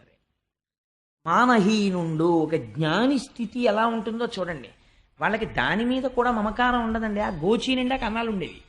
ఉంటే కోటీశ్వర్లు, హైకోర్టు జడ్జీలు ఆయన ఆశ్రమం చుట్టూ తిరిగేవారు. కోరుకుంటే ఇంత గోచి ఇచ్చేవాళ్ళు ఉండరండి. ఆయన గిరి ప్రదక్షిణం చేస్తూ రక్కసిముళ్ళ పొదల్లోకి వెళ్ళి 2 ముళ్ళు విరిచి, ఒక ముళ్ళుకి ఒక ముళ్ళుతో కన్నం పెట్టి ఉన్న గోచి తీసేసి అందులోంచి ఓ దారం లాగి ఈ ముళ్ళుకి ఎక్కించుకొని ఆ గోచీకున్న కన్నం కుట్టేసుకుని మళ్ళీ గోచి పెట్టుకుని వచ్చేసేవారు. కన్నాల గోచి అని 10 మంది బాధపడకుండా, లేకపోతే ఆయనకు అది అక్కర్లేదు. ఇప్పుడు ఆయన్ని మానహీనుడు అంటారా, ఆత్మస్థితిగతుడు అంటారా? అంతే వాళ్ళ స్థితి. మహానుభావులు ఆత్మస్థితిగతులైనటువంటి వారు అలా ఉంటారు. మానహీనుండు అంటున్నాడు. ఇప్పుడు అది నింద అయిందా స్తోత్రమైందా? శంకరుడికి స్తోత్రమైంది. మర్యాద లేనివాడు. మర్యాద అన్నది ఎప్పుడు ఇస్తారు? నిన్నటి రోజున మీరు విన్నారు, పరీక్షిత్ వచ్చాడు, మహానుభావుడైన తపస్సు చేసుకుంటున్నాడు శమీక మహర్షి. ఎప్పుడు మర్యాద ఇస్తారు? ఎవరో వచ్చారు, తలుపు కొట్టారు, లోపలికి వచ్చారు, ఇది పైకి భావన ఉంటే మీరు అవతల వారికి మర్యాద ఇస్తారు. అసలు ఇంద్రియములేవీ పని చేయకుండా అంతటా ఒక్క బ్రహ్మమే కనపడుతున్న వాడికి రెండో వస్తువు ఎక్కడి నుంచి కనపడుతుంది? ఇంకోళ్ళు వచ్చారని చెప్పడానికి. ఉన్నదొక్క బ్రహ్మం, ఆ బ్రహ్మమునందు రమించిపోతున్నాడు ఆయన. ఇప్పుడు ఆయనకి మర్యాద లేనివాడు అని మీరు ఎలా అంటారంటే బ్రహ్మమునందు రమిస్తున్నవాడు. కాబట్టి ఇప్పుడు ఆయనకి మర్యాద అన్న మాట వర్తించదు. కాబట్టి స్తోత్రం అయింది. కాబట్టి అనయము లుప్త క్రియాకలాపుండు, మానహీనుండు, మర్యాద లేనివాడు, మత్త ప్రచారుండు, ఎప్పుడు ఉగ్రంగా తిరుగుతుంటాడు. ఇది ఒక విచిత్రమైన విషయం అండి. చాలా ఆశ్చర్యంగా ఉంటుంది బ్రహ్మజ్ఞానుల యొక్క స్థితి. కావ్యకంఠ గణపతి మునిని అరుణాచలంలో తిరుగుతుండేవారు. పరమశివుడికి గురించి చెప్పేటప్పుడు అరుణాచలాన్ని అనుసంధానం చేస్తే ఆ నామము విన్నంత మాత్రము చేత పాపములు పటాపంచలవుతాయి. అందుకని అరుణాచలాన్ని ఎక్కువ కలుపుతున్నాను ఇవాళ. కావ్యకంఠ గణపతి ముని కంచిలో ఉండేవారు. అమ్మవారి దర్శనం అయింది ఆయనకి. కంచి కామాక్షీదేవి ప్రత్యక్షమై నువ్వు నా దర్శనము నీవు పొందడం వల్ల నువ్వు సమస్త శక్తులు నీ స్వాధీనమయ్యాయి. కానీ నువ్వు ఇక్కడ ఉండకు, అరుణాచలం వెళ్ళిపో, పిచ్చివాడు తిరిగినట్టు తిరుగుతూ ఉండు అంది. అంటే ఆయన నడుస్తుంటే, ఆయన చూస్తుంటే ఎలా ఉండేదంటే, కావ్యకంఠ గణపతి మీద కాదు, శేషాద్రి స్వామి వారు తిరుగుతుంటే అందరు అనుకునేవారు, ఏమిటో బాబా అంత ఉగ్రంగా ఉంటాడు, అలా తిరుగుతుంటాడు అనుకునేవారు. ఆయన తనకున్న శక్తులు బయటపడకుండా ఇలా కూర్చుని ఉండేవారు ఎప్పుడు. ఇప్పటికీ మీకు అరుణాచలంలో కొన్ని క్యాంటీన్స్లో కనపడతాయి, వారి పేరు మీద ఆశ్రమం ఉంది. ఇప్పటికీ రాత్రింబవళ్ళు ఆ సమాధిలోంచి శక్తి తరంగాలు బయటికి ప్రసారం అవుతూ ఉంటాయంటారు. ఈసారి నాతో వచ్చిన వాళ్ళు 100 మంది అరుణాచలంలో శేషాద్రి స్వామి కాటేజెస్లోనే ఉన్నారు. అందుచేత ఉన్మత్త ప్రియుండు. ఇప్పుడు చెప్పండి, మత్త ప్రచారుండు. ఆయన ఎలా ఉంటాడు చూడ్డానికి? ఉగ్రంగా తిరుగుతున్నట్టు ఉంటాడు. కారణం ఏమిటి? అసలు బాహ్య సంబంధం ఏమీ లేదు. ఎప్పుడు బ్రహ్మమునందు రమించిపోతూ ఆనందంతో తిరిగేస్తుంటాడు. వెర్రానందంలో ఉన్నాడు అనుకోండి, వాడు పిచ్చాళ్ళే ఉంటాడు. మీరు ఎప్పుడైనా చూడండి, ఓ పిల్లాడు ఎక్స్పెక్ట్ చేయలేదు, వాడు అసలు ఎప్పుడు నోరు విప్పి మాట్లాడ్డు. ఎప్పుడు చూసినా ఇలా రైటింగ్ ప్యాడ్ ఎట్టుకుని ఇలా లెక్కలు చేసేస్తుంటాడు. ఆ పిల్లాడికి తండ్రి ఫోన్ చేశాడు, రే హైదరాబాద్ నుంచి ఇప్పుడే తెలిసింది న్యూస్, ఎంసెట్లో నీకు స్టేట్ ఫస్ట్ వచ్చిందని. ఎప్పుడు నోరెత్తిని మాట్లాడే పిల్లాడి అపార్ట్మెంట్లో ఒక్కసారి ఆహూ ఆహా అని అరిచాడు. బయటికి వచ్చిన నిక్కరేసుకుని పరిగెత్తుకుంటూ వచ్చేసాడు. వాళ్ళ తలుపులు కొట్టేశాడు, వీళ్ళ తలుపులు కొట్టేశాడు, వాచ్మెన్ని కౌగిలించేసుకున్నాడు, ఎదురింటి వాళ్ళ కుక్కని ముద్దెట్టేసుకున్నాడు, అక్కడెక్కడో వెళ్ళిపోతున్న పిల్లని ఎత్తేసుకున్నాడు. ఇటు వీడికి ఏం వెర్రి పట్టిందా ఇటు బాబు, చదివి పిచ్చొచ్చేసిందా అనుకుంటారు. ఎందుకు అలా ఉన్నాడు వాడు? ఇవాళ గొప్ప ఆనందాన్ని పొందేశాడు వాడు. యోగరతో వా భోగరతో వా సంగరతో వా సంగ విహీన యస్య బ్రహ్మణి నమతే చిత్తం నందతి నందతి నందక్షేమ. ఆ బ్రహ్మానందమును పొందినటువంటి వాడు అలా తిరుగుతుంటాడు. అందుచేత శంకరుడు బ్రహ్మానందమును పొందుతున్నవాడు, ఆత్మయందు స్థితిగతుడు, ఆత్మస్వరూపి. ఇంత పిసరు కల్తీ అందులో ఉండదు. కాబట్టి ఇప్పుడు ఆయన నిర్గుణ చైతన్యమై ఉన్నాడు, లింగస్వరూపి అయి ఉంటాడు. అందుకని ఆయన ఎలా ఉంటాడు? మత్త ప్రచారుండు, ఉన్మత్త ప్రియుండు. ఇదో విశేషణం వేసి పారేశాడు. పెచ్చాళ్ళకి ఇష్టం రా నువ్వంటే, మామూలు వాళ్ళు ఎవరు నేను ఇష్టపడరా అన్నాడు. ఉన్మత్త ప్రియుండు. ఉన్మత్తుడు అంటే ఎవరో తెలుసా అండి? ఆయనకి శివాష్టోత్తర శతనామ స్తోత్రంలో ఆయనకు అదో పేరు, ఉన్మత్త ప్రియాయ నమః. అందుకే ఉమ్మెత్త పూలతో పూజ ఇంకెవరికి లేదు, శివుడి కోడికే. పిచ్చివాణ్ణి మీరు ఎప్పటికీ అర్థం చేసుకోలేరు. ఎందుకని అంటే వాడికి ఏదో భావన ఉంటుంది, కానీ వాడు చేస్తున్న పని మీకు అర్థం కాదు. అలాగే బ్రహ్మజ్ఞాని చేసేటటువంటి పని మీకు అర్థం కాదు. రామకృష్ణ పరమహంస చీకటి పడిన తర్వాత బాగా చీకటిగా మారేడు దళాల చెట్లుండి ఇంతంత ముళ్ళు ఇలా కిందకున్న చోటికి ఆ గుబుర్లలోకి వెడుతుండేవారు. ఒకసారి వాళ్ళ మేనల్లుడికి అనుమానం వచ్చింది, ఎక్కడికి వెడుతుంటాడు చూద్దాం అసలని. చీకట్లో రామకృష్ణ పరమహంస వెంట వెడుతుంటే రామకృష్ణ పరమహంస జంజం తీసేసి ఓ ముళ్ళుకి పెట్టేసి ఉన్న గోచి విప్పేసి అవతల పారేసి ఆ ముళ్ళల్లోకి వెళ్ళిపోతుంటే ఇంతంత మారేడు దళాల చెట్ల ముళ్ళు వీపు గీరేస్తున్నాయి. రక్తం ఓడిపోతూ వెళ్ళిపోయి చెట్టు కింద కూర్చుని తపస్సు చేసుకుంటున్నాడు. వాళ్ళు అటువంటి నిశ్శబ్దాన్ని కోరుకుని బ్రహ్మమును అనుభవిస్తారు. ఆ ఆనందాన్ని అక్కడ అనుభవిస్తారు వాళ్ళు. ఇప్పుడు ఇది బయటవాడికి ఎలా ఉంటుందండి? పిచ్చేళ్లే ఉంటుంది. అందుకే పెద్దలు అన్నారు, రామకృష్ణ పరమహంసకు పట్టిన పిచ్చి నాకెప్పుడు పడుతుందో అన్నారు. ఇన్ని జన్మలకో అలా బ్రహ్మము గురించి తాపత్రయపడేది. ఇప్పుడు చెప్పండి, ఉన్మత్త ప్రియుండు బ్రహ్మజ్ఞానులైనటువంటి వాళ్ళు ఈశ్వరుణ్ణి కొలుస్తారు. అందుకే జ్ఞానము కావలసిన వాడు శంకర శివారాధనం చేస్తుంటాడు. అందుకని ఉన్మత్త ప్రియుండు, దిగంబరుండు, బట్ట కట్టుకోడు. దానికి రెండు అర్థాలు. అసలు నిజానికి ఈ పద్యం ఒకటి నెలలు చెప్పచ్చు. అంటే అలా ఏం నేను చెప్పను, కంగారు పడకండి. దిగంబరుండు, దిగంబరుండు అంటే అంతటా వ్యాపించేశాడు కాబట్టి దిక్కులను వస్త్రముగా కట్టుకున్నవాడు కాదు. కాదు, మీరు ఒక్కటి ఆలోచించండి. నేను కొంచెం ఇలా చెప్పానని నన్ను అన్యథా భావించకండి. ఒక స్త్రీ కొన్ని కోట్ల రూపాయలు విలువైన బంగారు ఆభరణాలు ధరించింది, కానీ బట్ట కట్టుకోకుండా బయటికి వచ్చింది. ఏమంటారు? చి, మాన మర్యాదలు లేవురా, వస్త్రం ధరించకుండా బయటికి వచ్చింది అంటారు.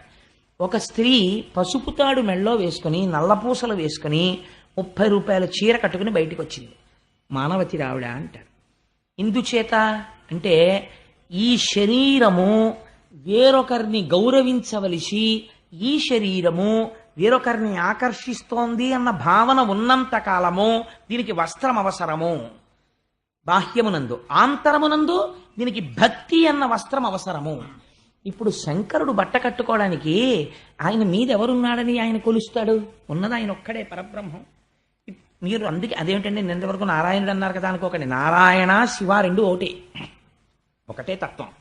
అందుకని ఇప్పుడు ఆయన ఎవరిని కొలవాలి? ఇంకా ఆయనకి భక్తి ఏంటి? అందుకని ఆయనకి భక్తి వస్త్రం కట్టుకోడు. తాను పొందవలసిన వేరొకడు లేడు కాబట్టి ఇది దిగంబరుడు అంటే. కాబట్టి దిగంబరుండు, భూతప్రేత పరివృతుండు, ఎప్పుడు భూతాల్ని ప్రేతాల్ని వెంట పెట్టుకు తిరుగుతుంటాడు. మీరు ఒకటి బాగా ఆలోచించండి. సాధారణంగా శివుణ్ణి నింద చేసేవాళ్ళు ఈ మాట అంటుంటారు, పిశాచాల్ని వాటిని పెట్టుకు తిరుగుతుంటాడు. నేను ఒక మాట అంటాను. ఒక మాస్టర్ ఒక ఆయన ఉన్నాడు, చాలా గొప్పగా పాఠం చెప్తాడు. ఆ పాఠం చెప్పే మాస్టారు 95 మార్కులు 96 మార్కులు తెచ్చుకునే పిల్లల్ని మాత్రమే అభిమానిస్తాడు. 35 మార్కులు వచ్చే పిల్లవాడి వంక ఇలా కన్నెత్తి కూడా చూడ్డం, వాళ్ళ హోంవర్క్ పుస్తకం చూడ్డం, వాడికి ఇంకొక మాట పాఠం చెప్పడం. వాడు లేచి ఏదైనా డౌట్ అడిగితే చిన్నోరమై నీకు వచ్చే మార్కులు ఎన్ని కూర్చో అన్నాడు అనుకోండి. అంటే ఆ 35 మార్కులు వచ్చేటటువంటి వాడికి ఈయన ఎప్పటికైనా టీచర్ కాగలడా? ఎప్పటికీ కాలేడు.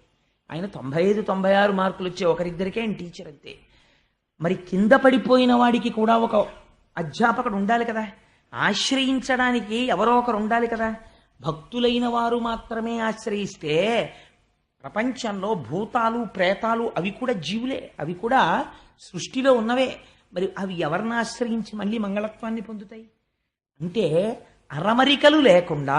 అందుకే జగత పితరౌ వందే పార్వతీ పరమేశ్వరౌ అని పేరు. తండ్రికి ఓ 3 కొడుకులు పుట్టారనుకోండి. పెద్ద కొడుకు ఐఏఎస్ అయ్యాడు, ఒక పెద్ద పోస్ట్లో ఉండి chief secretary to government of Andhra Pradesh అయ్యాడు. రెండో ఆయన ఐపీఎస్ అయ్యాడు, ఆయనేమో ఏదో కర్ణాటక స్టేట్లో డైరెక్టర్ జనరల్ ఆఫ్ పోలీస్ అయ్యాడు. మూడో ఆయనకి అక్షరం ముక్క రాలేదు, ఒక 6-7 కొట్లకెళ్ళి 6-7 కొట్లల్లోనూ పద్దులు రాసుకుని జీవితం గడుపుతున్నాడు. మీరు ఆలోచించండి, తండ్రి ఆ ఐఏఎస్ని ఐపీఎస్ని తన షష్ఠి పూర్తికి పిలిచి, మూడో వాడిని నువ్వు మాత్రం పొరపాటున కూడా రాకురే, నీకు చదువు రాలేదు, నువ్వేమో 4 కొట్లల్లో పద్దులు రాసుకుంటున్నావు అని అంటాడా? అనడు. ముందెవరిని పిలుస్తాడో తెలుసా అండి? ఈ కొడుకు దగ్గరికి వెళ్ళి, రే అన్నయ్య ఇద్దరు పట్టుబట్టలు అట్టుకొస్తారు, నువ్వు లేనిపోని మెహర్బానీలకు పోయి నాన్నగారికి అమ్మకి పెడదామని నువ్వు కూడా ఎగరలేని ఎత్తుకి ఎగిరి నాకు దానికి 5 వేలు పెట్టి పట్టుబట్టలు పట్టుకురాకు, ఎవరికి తెలియక్కర్లేదు, నీ మొహం కామ్గా ఈ 10,000 రూపాయలు నీ దగ్గర ఉంచుకుని బట్టలు కొని అందరిలో పట్టుకొచ్చి పెట్టండి. ఎందుకంటారండి ఆ మాట? తండ్రి కనుక. అడుగున ఉండిపోయిన వాడి మీదే అభిమానం చూపిస్తాడు. ఒరేను ఉంచరా అంటాడు, ఆ మనవాణ్ణి దగ్గర పెట్టుకు చదివిస్తాడు. నీకు ఎలాగో రాలేదు, పోనీ వాడిని ఉంచరా, వాడిని నా దగ్గర పెట్టి చదివిస్తాను, వాడైనా వృద్ధిలోకి వస్తే కాస్త నీ కుటుంబం సంస్కరింపబడుతుంది అంటాడు. ఎవడు వెనకబడిపోయాడో వాడి గురించి తాపత్రయపడతాడు తండ్రి. భూతప్రేత పరివృతుండు, ఇది జగత పితరౌ వందే. భూతప్రేతాలకి కూడా తన ఆశ్రయమై ఉంటాడు. ఎంతటి విశాల హృదయుడు నా స్వామి. అందుకని భూతప్రేత పరివృతుండు. ఇప్పుడు స్తోత్రమైందా నిందైందా ఆయనకది? ఉగ్ర పరేత భూ నికేతనుండు, శ్మశానాల్లో తిరుగుతుంటాడా ఆయన అన్నారు. నేను కొన్ని వదిలిపెట్టేస్తున్నాను. ఎందుకంటే ఇప్పుడు నేను అన్ని మాటికి వ్యాఖ్యానం చేస్తూ కూర్చుంటే ఎప్పటికవుతుంది భాగవతం. అందుకని ఉగ్ర పరేత భూనికేతనుండు, శ్మశానంలో ఉంటాడు. ఇదొక మాట. రుద్రుడు శ్మశానవాసి, శివుడు శ్మశానవాసి, కాబట్టి పూజ చేయకెళ్ళలేదు. ఆల్ రైట్, నేను ఒక మాట అంటాను, మీరు ఆలోచించండి. శ్మశానము దేనివల్ల అపవిత్రము? శవాలు పెడతాయి కాబట్టి అమంగళము. ఒకవేళ శవాలు వెళ్ళినది అమంగళమైతే, శవమున్న ప్రదేశము అమంగళమన్నది యథార్థమైతే, ఈ భూమండలమంతా శ్మశానమే. నేను ఇలా అంటాను. శ్మశానంలో చచ్చిపోయాడా, ముందు ఇంట్లో చచ్చిపోయాడా? ఇంట్లో చచ్చిపోయి శ్మశానానికి వెళ్తున్నాడు. హాస్పిటల్లో చచ్చిపోయి శ్మశానానికి వెళ్తున్నాడు. చావన్నది వచ్చింది శ్మశానంలో కాదు, ఇక్కడ వచ్చింది. పిండాండము బ్రహ్మాండములో కలిసిపోతున్న పవిత్ర ప్రదేశం శ్మశానం. మరణం వచ్చింది ఇక్కడ వచ్చింది, నీ ఇంట్లో వచ్చింది, హాస్పిటల్లో వచ్చింది, కారులో వచ్చింది, బస్సులో వచ్చింది, రైల్లో వచ్చింది. శ్మశానంలో మృత్యు ఎవరికీ రాలేదు. శ్మశానవాసి అంటే అర్థం ఏమిటంటే, చచ్చిపోయిన తర్వాత అందరూ వదిలేస్తారు. నావాడన్నవాడు ఒక్కడు రాడు. జీవుడు కాయము వీడి జీవుడతి కంపిత చిత్తత నెగుచుండవో నాయనయంచు ఎచ్చు నిజ నందన నందినులైన కాని కందోజిని భాష్పముల్ తొలుక దుఃఖ మహాంబుధి సొచ్చు పత్నియున్ కాయము వీడి రారు కథ చేసిన పుణ్యము కర్మము తప్ప శంకర. ఎంత గొప్ప మాట అండి నిజంగా. నా భార్య అంటాడు. దుఃఖ మహాంబుధి సొచ్చు పత్నియున్, ఆయన ఆఖరి ఊపిరి అయిపోతుంటే, ఎగ ఊపిరి వచ్చేస్తుంటే గుండెలు బాదుకుంటూ ఏడుస్తూ నిలబడిపోతుందంటే ఆవిడ. ఏం చేయగలదు అంతకన్నా? కొడుకు ఎక్కడి వరకు వస్తాడు? శ్మశానం వరకు వచ్చి అంచేష్టి చేసేస్తాడు. వాడు తిరిగి వెళ్ళిపోతాడు. 11వ రోజున బట్టలు పెట్టుకొచ్చి బావమరిది పెట్టేస్తాడు. అప్పుడు ఇంకా తోడొచ్చేవాడు ఎవడన్నా ఉంటే, నీకేం భయం లేదు నాన్న, ఇంత పుణ్యం చేశావే, జీవితంలో ఒక్కసారి శివా అన్నావు, అలా అన్నందుకు ఇది విడిచిపెట్టి వెళ్ళిపోయేటప్పుడు నీకు తోడుగా నేనున్నాను అని చెప్పడానికి నేనున్నానని అక్కడ తానున్నాడు. రోజు మీరున్న ఊళ్ళో కనపడ్డ వాళ్ళు మీకు గొప్ప కాదండి. మీరు ఒక రైల్వే స్టేషన్లో భయంకరమైనటువంటి ప్రమాదం జరిగి ఏమీ తెలియని చోట మీరు రైళ్లు దిగిపోయి ఒంటి నిండా దెబ్బలతో పడిపోయి ఉన్నటువంటి స్థితిలో, మీ భార్య లేదు, బిడ్డలు లేరు, సెల్ ఫోన్ ఎక్కడో పడిపోయింది, ఎక్కడ చూసినా ఆర్తనాదాలు, ఏడుపులు తప్ప ఇంకొకటి లేని స్థితిలో, అప్పుడు గబాలన ఏమండి మీరా అని ఎవరో వచ్చి పలకరించి, మీరు నాకు బాగా తెలుసండి, బెంగ పెట్టుకోకండి, నా దగ్గర రొట్టె ఉంది, నాకు దెబ్బలు తగలలేదు అని మీకు దెబ్బలు తుడిచి కట్టుకట్టి మీకు రొట్టె పెట్టిన వాడు మీకు ఎంత ఆత్మబంధువుగా కనపడతాడు. ఎవ్వరూ రాక అందరూ వదిలేసిన చోట నా స్వామి అండగా ఉండి చెయ్యి పట్టుకుంటున్నాడు. ఇది బంధుత్వమా, రక్షకత్వమా, ద్రోహబుద్ధ? ఆయనకి అమంగళత్వం అంటగడతావా? ఎంత సాహసం నీకు! అలాగైతే మంగళత్వము అమంగళత్వము ప్రపంచం అంతా ఉంది. ప్రపంచంలో జీవులు చచ్చిపోని ప్రదేశం ఒకటి నాకు చూపించండి, అప్పుడు దేశమంతా శ్మశానమే. కాబట్టి మొత్తం భూమండలం అంతా అమంగళం అయి ఉండాలి. లేదా అది అమంగళం కాకపోతే ఇదంతా అమంగళం కాకుండా ఉండాలి. ఏదో ఒక మాట ఉంటుంది అంతే తప్ప అది అమంగళం ఇది సుమంగళం అని నువ్వు అనకు. ఇది ఎలా మంగళం అవుతుంది? అంతా అమంగళమే అలాంటప్పుడు. ఎందుకంటే అన్ని చోట్ల చచ్చిపోతున్నారు కాబట్టి ఇప్పుడు ఏమైంది? ఉగ్ర పరేత భూనికేతనుండు, ఆయనంత ఔదార్యం ఉన్నవాడు, ఆయనంత రక్షకుడు ఎక్కడున్నాడు? ఇది తండ్రితనం అంటే. తండ్రి ఎప్పుడొస్తాడండి? ఎవ్వరూ రానటువంటి స్థితిలో కష్టంలో పడిపోయి ఉంటే వచ్చేవాడు ఎవరో తెలుసా అండి? తండ్రి ఒక్కడే. మీరు ఎప్పుడైనా పేపర్లో చదవండి, 100 హత్యలో ఎక్కడో చేసి మోస్ట్ వాంటెడ్ లిస్ట్లో ఉండి ఆఖరికి ఆ వ్యక్తి దొరికి జైలుకు పట్టుకెళ్ళిపోతుంటే అందరూ వీడు దొంగ దొంగ దొంగ అంటుంటే అప్పుడు కూడా వాళ్ళు కన్న కొడుకుతనాన్ని చూసి ఏడిచేటటువంటిది, ఉరి తీసేస్తే ఆ శవం కోసం ఆ జైలు బయటకు వచ్చి కూర్చుని ఏడిచేది తల్లిదండ్రులే. నా స్వామి రుద్రభూమిలో ఉంటాడంటే అది కారణం. అయ్యయ్యో ఇంత శరీరం ఇచ్చాను రా, ఏమీ చేయలేకపోయాడు, పోన్లే నేనున్నాను నాన్న, బెంగెట్టుకోకోసారి కనపడదామని అక్కడ ఉంటాడు ఆయన. ఎంత మంగళప్రదుడండి ఆయన. ఉగ్ర పరేత భూనికేతనుండు వితత స్రస్త కేశుండు, జుట్టు విరబోసుకుని ఉంటాడని తిట్టాడు. కానీ అందులో ఒక గొప్ప శబ్దం ఉంది, కపర్దీ అని ఆయనకి పేరు. ఆయన పెద్ద జటాజూటంతో ఉంటాడు కాబట్టే గంగని పెట్టాడు. లేకపోతే గంగ ఎక్కడి నుంచి వస్తుంది? సగరపుత్రులు ఎలా తరిస్తారు?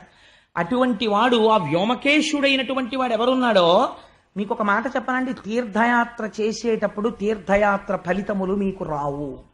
ఎందుకో చెప్పనా? మీరు ఒక నదీ స్నానానికి ఎడతారు, నేను స్నానం చేశాను అనుకుంటారు, మీకు ఆ ఫలితం ఇవ్వరు. ఎందుకు ఇవ్వరంటే నదీ స్నానం చేసేటప్పుడు నియమం ఉంది. ఒక మంత్రం చెప్తూ గట్టునున్న ఇసుక తీసి నదిలోకి విసిరి స్నానం చేయాలి. మనందరం కాకి స్నానం చేస్తాం, సంకల్పం లేని స్నానం చేస్తాం. కాబట్టి ఇలా మీరు స్నానం చేసి ఒడ్డుకు రాగానే ఫలిత అన్న అక్కడ ఒక కృత్య తిరుగుతుంటుంది. బ్రహ్మగారు సృష్టించిన కృత్య కళ్ళకి కనపడదు, అది తింటుంది, ఆ పుణ్యాన్ని తిని బతుకుతూ ఉంటుంది. దానికి అదే పని, నదిలో ఒడ్లని తిరుగుతూ ఉంటుంది. అది పుణ్యం రాకుండా మీ పుణ్యాన్ని తినేసేటటువంటి కృత్య మీరు నదులలో స్నానం చేసినప్పుడు మీకు ఆ శ్లోకాలు తెలియవు, మీకు ఆ మంత్రాలు తెలియవు. తెలియకపోయినా మీరు ఒక క్షేత్రాన్ని దర్శనం చేసి విడిచిపెట్టేసే ముందు కపర్ది అన్నారనుకోండి, శంకరుడి జటాజూటం తలుచుకుని నమస్కారం చేస్తే మీరు వెళ్ళినటువంటి ఆ క్షేత్ర ఫలితమును కృత్యం ముట్టుకోలేదు, మీ పుణ్యం మీకే ఉంచుతాడు. ఇప్పుడు ఇది పవిత్రమా అపవిత్రమా? ఆయన జుట్టు ఇంతటి పవిత్రత కలిగినటువంటి జటాజూటం. కాబట్టి వితతస్రస్తకేశుండు అని ఇన్ని మాటలని ఆ కర్ణం ఒక మాట అన్నాడు, అశివుడు. అసలు శివుడు ఏమిట్రైన అశివుడు అన్నాడు. మంగళప్రదుడు కానివాడిలా పైకి కనపడతాడు, కానీ ఆయన చేసేవన్నీ మంగళాలే. పైకి అమంగళంగా కనపడతాడు, కానీ అన్ని మంగళప్రదమైన పనులే చేస్తాడు. అశివుడైన ఇతనికి శివుడను ప్రమాదమెట్లు కలిగే అని ఇన్ని మాటలంటే నిజంగా మంగళం చేసేవాడే కాబట్టే అంత మహాజ్ఞాని. కాబట్టి ఇన్ని అన్న తర్వాత తిరగబడిపోయాడు అనుకోండి శివుడు కూడా. అప్పుడు ఇంకా మీకు శివుడిని పట్ల నింద స్తోత్రం ఎలా అవుతుంది? అందుకే ఆయన ఏమీ అనలేదు, అలా నవ్వుతూ కూర్చున్నాడు అంతే. దూషణ భూషణ రెండూ ఒక్కలాగే ఉంటాయి వాళ్ళకి. అలా ఉండగలగడం చాలా గొప్ప విషయం అండి. దీనుల ఎడల దీనులు ఒక ఎక్స్ట్రీమ్, తనను ద్వేషించి మాట్లాడేటటువంటి వారి పట్ల, ఇద్దరి పట్ల, పూజనీయత పట్ల, దీనుల పట్ల ఏకకాలమునందు సమానంగా ఉండగలిగినటువంటి లక్షణము కేవలము బ్రహ్మమునకుంటుంది, బ్రహ్మమును అనుభవించిన వాడికి ఉంటుంది. ఇదో చిత్రమైనటువంటి విషయం. ఎందుకంటే ఎప్పుడో రమణాశ్రమంలో రమణులకు ఏదో ఉత్సవం చేసినప్పుడు ఇప్పుడు పెద్ద పెద్ద వాళ్ళందరూ వచ్చి ముందు భోజనం చేస్తారని అనౌన్స్ చేశాడు ఆశ్రమం సెక్రటరీ గారు. అదేంటి బైరాగులు వాళ్ళు బయట కూర్చున్నారు భోజనానికి, బైరాగులకి తర్వాత పెడతారు, ముందు పెద్దవాళ్ళందరూ భోజనం చేస్తారన్నారు. హైకోర్టు జడ్జీలకి పెద్ద పెద్ద వాళ్ళకి పంక్తేశారు. వాళ్ళతో పాటు మొదటి వరుసలో రమణ మహర్షిని కూర్చోబెట్టాలని రమణు లేరని వెతుకుతుంటే గేటు బయట బైరాగుల్లో ఈయన వెళ్ళి కూర్చునుంటే సెక్రటరీ గారికి ఎవరో చెప్పారు అక్కడ కూర్చున్నారండి ఆయనని. పరిగెత్తుకుంటూ వెళ్ళి దేవుడు భగవాన్ ఇక్కడ కూర్చున్నారన్నారు. బైరాగులకు తర్వాత అన్నారు కదా, అందుకని నేను ఇక్కడ కూర్చున్నానన్నారు. ఎంత ఆశ్చర్యం చూడండి. రేపు వస్తారే తత్వవిధానంద సరస్వతి మహారాజ్, ఆయన్ని నేను అపర సుఖ బ్రహ్మ అని ఎందుకన్నానో తెలుసా అండి? అనవసరంగా నేను ఎవరిని పొగడను. తెగడకుండా ఉండేటటువంటి అదృష్టం నా నోటికి ఈశ్వరుడిచ్చి నన్ను ధన్యుణ్ణి చెయ్యాలి. ఎందుకన్నానంటే మీరు తత్వవిధానంద సరస్వతి మహారాజుని భిక్షకి పిలిచి, అయ్యా నాకేం లేదండి సైకిల్ మీద వచ్చానంటే, అయ్యా దానికే ఉందండి రండి సైకిల్ ఎక్కేద్దాం, సైకిల్ ఎక్కి వచ్చేస్తారు. వచ్చేసి మీ ఇంటికి వచ్చి మీరు ఏ కు అన్న మాట కూడా రానివారు. అసలు ఆయనకి కులము అన్న మాటే లేదు. ఎవరవనివ్వండి, ఆయన భిక్ష పెట్టినప్పుడు ఈశ్వరుడు పెట్టాడు అంతే. అందరితో కలిసి అందరూ చూస్తూ ఉండగానే భిక్ష స్వీకరిస్తారు. నిన్నటి రోజున మీరు చూశారు కదమ్మా మా ఇంట్లో. తప్పించి ఆయనకి చాటు మాటు గోప్యం అలాంటివి ఏమి ఉండవు. అందరితో పాటు తింటారు. బ్రహ్మం ఏం తింటుందో నేను అది తింటున్నాను, ఈశ్వరుడు తింటున్నాడు అంతే, నేను తింటలేదు. అంత ఈశ్వర భావనతో ఉంటారు. ఒకరిని పిలవలసి వస్తే అసలు సాధారణంగా పేర్లు కూడా ఉపయోగం, మహాత్మా అని పిలుస్తూ ఉంటారు. ఇది బ్రహ్మమునందు రమించడం. నేనైతే యథార్థంగా ఏమనుకున్నానో తెలుసా అండి? తత్వవిధానంద సరస్వతి కాకినాడ 4 రోజులు ఇంత అమెరికా పర్యటన చేసి రావడం అన్నది కేవలం ఒక మిష. అసలు తత్వవిధానంద సరస్వతి మహారాజ్ ఈ ఊరు రావడం వెనకాతల కృష్ణ భగవానుని యొక్క కటాక్షం ఉంది అని అనుకుంటున్నాను. ఎందుకనంటే రేపు భీష్మ ఏకాదశి పర్వదినం నాడు తెలిసో తెలియకో నా బిడ్డలందరూ భాగవతం వింటున్నారు. భీష్మ ఏకాదశి నాడు మధ్యాహ్నం వారి దర్శనం ఇప్పించాలి, వారి అనుగ్రహ భాషను ఇప్పించాలి అనే ఈశ్వరుడు వారిని రప్పించాడు. రేపటి రోజున మనకి దర్శనం ఇస్తున్నారు. ఎవ్వరూ విడిచిపెట్టకండి. గంగా స్నానం కన్నా పవిత్రం వారి దర్శనం. తప్పకుండా అందరం కలిసి విష్ణు సహస్రనామ స్తోత్రం చేసి వారి దర్శనం చేసుకుని వారి అనుగ్రహ భాషణాన్ని విందాం. అందుకని రేపటి రోజున మనకి జరగబోతున్న దర్శనం సుఖబ్రహ్మ దర్శనమే, నాకేం అనుమానం లేదు అందులో. సో నేను ఎందుకు ఈ మాట చెప్పానంటే, ఉగ్ర పరేత భూ నికేతనుండు ఇన్ని మాటలు వాడి అశివుడైన ఇతనికి శివుడను ప్రమాదం ఎట్లు కలిగే. వాళ్ళకండి లోపల ఒకటి దాచుకోవడం బయటకు ఒకటి ఉండడం ఉండదు. ఎంత గోప్యం లేకుండా, ఎంత చక్కగా అరమరికలు లేకుండా కలిసిపోయి ఉంటారు. అలా ఉండడం ఒక్క బ్రహ్మజ్ఞానికి మాత్రమే సాధ్యమవుతుంది. అటువంటి శంకరుణ్ణి పట్టుకుని ఇన్ని మాటలు అన్నాడు. ఆయన ఏం మాట్లాడలేదు, కోపం వచ్చేసి అన్నాడు, ఇన్ని మాటలన్నా నువ్వు పలకలేదు, లేవలేదు, నమస్కరించలేదు, కాబట్టి నిన్ను శపిస్తున్నాను. ఇవ్వాల్టి నుంచి జరిగేటటువంటి యజ్ఞయాగాది క్రతువుల యందు నీకు హవిర్భాగము లేకుండుగాక అని శపించాడు. ఈశ్వరుడికి హవిర్భాగం లేనప్పుడు ఇంకా యజ్ఞం ఏమిటి, యాగం ఏమిటంటే అది యజ్ఞయాగాదులు అనిపించుకుంటాయి, అవి అదో అజ్ఞానం అంతే. కాబట్టి తన పరిధిని దాటిపోయి నీకు యజ్ఞములందు హవిస్సునందు భాగము లేకుండుగాక అని శపించి అక్కడి నుంచి కదిలిపోయి మంచి వేగంతో విస్సురుగా లేచి ఇంటికి వెళ్ళిపోతే అప్పుడు కూడా శంకరుడు ఏమనలేదు. అది విచిత్రం. ఇంత కోప్పడితే, ఇంత శపిస్తే ఏమీ అనలేదు, అలా ఊరుకున్నాడు. అగ్నిహోత్రానికి తగులుతుందండి. మీరు అగ్నిహోత్రంలోకి పట్టుకెళ్ళి అగ్నిహోత్రాన్ని కొబ్బరి చెప్పు పెట్టి కొట్టారనుకోండి, కొబ్బరి చెప్ప కాలిపోతుంది అంతే తప్పించి దానికేమవుతుంది? అది రగిలిపోతున్న బ్రహ్మం, అది దానికి శాపం ఏం తగులుతుంది? అది అర్థం చేసుకోలేకపోయాడు, తను పాడైపోతాడని తెలుసుకోలేకపోయాడు. అయిపోయింది. కానీ లోకంలో ఒక విచిత్రమైనటువంటి తీరుంటుంది. అసలు వాళ్ళు బాగానే ఉంటారు, అక్కర్లేని వాళ్ళకి లేనిపోనేటటువంటి భేషజాలు ఎక్కువగా ఉంటాయి. శివుణ్ణి దక్షుడు తిడుతుంటే భృగువుకి సంతోషం కలిగింది. భృగువుకి సంతోషం కలిగి ఆయనకి కొంచెం విష్ణుప్రీతి ఎక్కువ భృగువుకి. అందుచేత శివుడు విష్ణువు కన్నా భేదం అనుకుని శివుణ్ణి తిడుతుంటే ఇలా సంజ్ఞ చేశాడు దక్షుడికి. ఓ కానీ కానీ కానీ అన్నాడు. ఇవన్నీ చూశాడు నందీశ్వరుడు. ఈయనకి శివుడంటే ఇష్టం, నందికి వాహనం కదండి. ఈయనకి కోపం వచ్చింది, ఎక్కడ లేని కోపం. మా శంకరుణ్ణి పట్టుకుని ఇంతంత శాపాలు, ఇన్నిన్ని మాటలు అంటాడా, నేను శపిస్తున్నాను దక్షుణ్ణి. ఏమిటో తెలుసా? దక్షుడు ఇవ్వాల్టి నుంచి సంసారమునందు పడిపోవుగాక, భార్య యందు రమించుగాక, కామమునకు వశుడగుడుగాక, ఆహారము మధురమైన ఆహారములు తినడం, రకరకములైన ఆహారములు తినడమును యందు వ్యగ్రత కలుగుగాక, వేదము చేత ప్రతిపాదింపబడినటువంటి పూర్వభాగమునందున్న కర్మయందు లంపటుడగుగాక, దక్ష ప్రజాపతిని అనుసరించిన వాళ్ళకి కూడా కర్మలు తప్ప నివృత్తి మార్గమునందు ఆసక్తి కలుగుకుండుగాక, వారికి మోక్షము రాకుండుగాక, నిరంతరము కర్మ పుణ్యము, మళ్ళీ సుఖము, మళ్ళీ అనుభవించడం, మళ్ళీ జన్మ, ఇలా వాళ్ళు జన్మ చక్రమునందు తిరుగుతుందురుగాక అని ఇన్ని శాపాలు నందీశ్వరుడు ఇచ్చేశాడు. దక్షుడు ఎన్ని తిట్టాడో నందుడు ఎన్ని శాపాలు ఇచ్చాడు. ఎప్పుడైతే నందీశ్వరుడు ఇన్ని శాపాలు ఇచ్చాడో భృగువు కోపం వచ్చింది, ఆయన లేచాడు. ఎలా అయిపోతుందో చూడండి సమాజం, ఎలా అయిపోతుందో చూడండి ప్రపంచం. దక్షయజ్ఞం మనకి నేర్పుతుంది. ఇందులో అసలు విష్ణు స్వరూపం కానీ శివస్వరూపం కానీ ఏమైనా మాట్లాడుతున్నాయా? ఏమీ లేదు, నవ్వుతూ కూర్చున్నారు వాళ్ళు. ఆయన రాలేదు, ఈయన మాట్లాడలేదు. పోనీ నందీశ్వరుని శహబాష్ భలే చేసేవారో బాబు, నేనేమనలేకపోయాను కానీ అనలేదు. అది విచిత్రం. ఆయన అలాగే ఉన్నాడంతే. ఈ భృగువు లేచి అవని ధూర్జటి వ్రతులకు వారు ఎవరైతే ఈ భూమండలం మీద శంకరుడు యొక్క వ్రతాన్ని అవలంబిస్తారో అటువంటి వారు, వారిని అనుసరించడి వారు అటువంటి వారిని అనుసరించి ఎవరు పెడతారో వారు తత్శాస్త్ర పరిబంధులైన వారు. అటువంటి వారు వేదమునందు విరక్తి కలిగి వేదమును దూషించి కర్మకాండని నిరసించి వారందరూ కూడా జడులై విభూతి పెట్టుకుని జటలు వేసుకుని ఉన్మత్తుల వలె భూమి మీద తిరిగెదరుగాక అని అవని పాషండుల ఎదరని శపించే, అంటే వేద విరుద్ధమైనటువంటి స్థితిని వాళ్ళు పొందుతారని ఆయన శాపం ఇచ్చాడు. భృగువు ఇటు శపించాడు, నందీశ్వరుడు అటు శపించాడు. సభలో పెద్ద కోలాహలం రేగిపోయింది. నవ్వుతూ లేచి శివుడు ఇంటికి వెళ్ళిపోయాడు. చిత్రం ఏమిటంటే ఒక్క మాట మాట్లాడలేదు. ఇంత గొడవ ఇంటికి వెళ్ళిపోయిన తర్వాత ఎవరు ఎదురొస్తారండి? సహజంగా పార్వతీదేవి ఎదురొస్తుంది.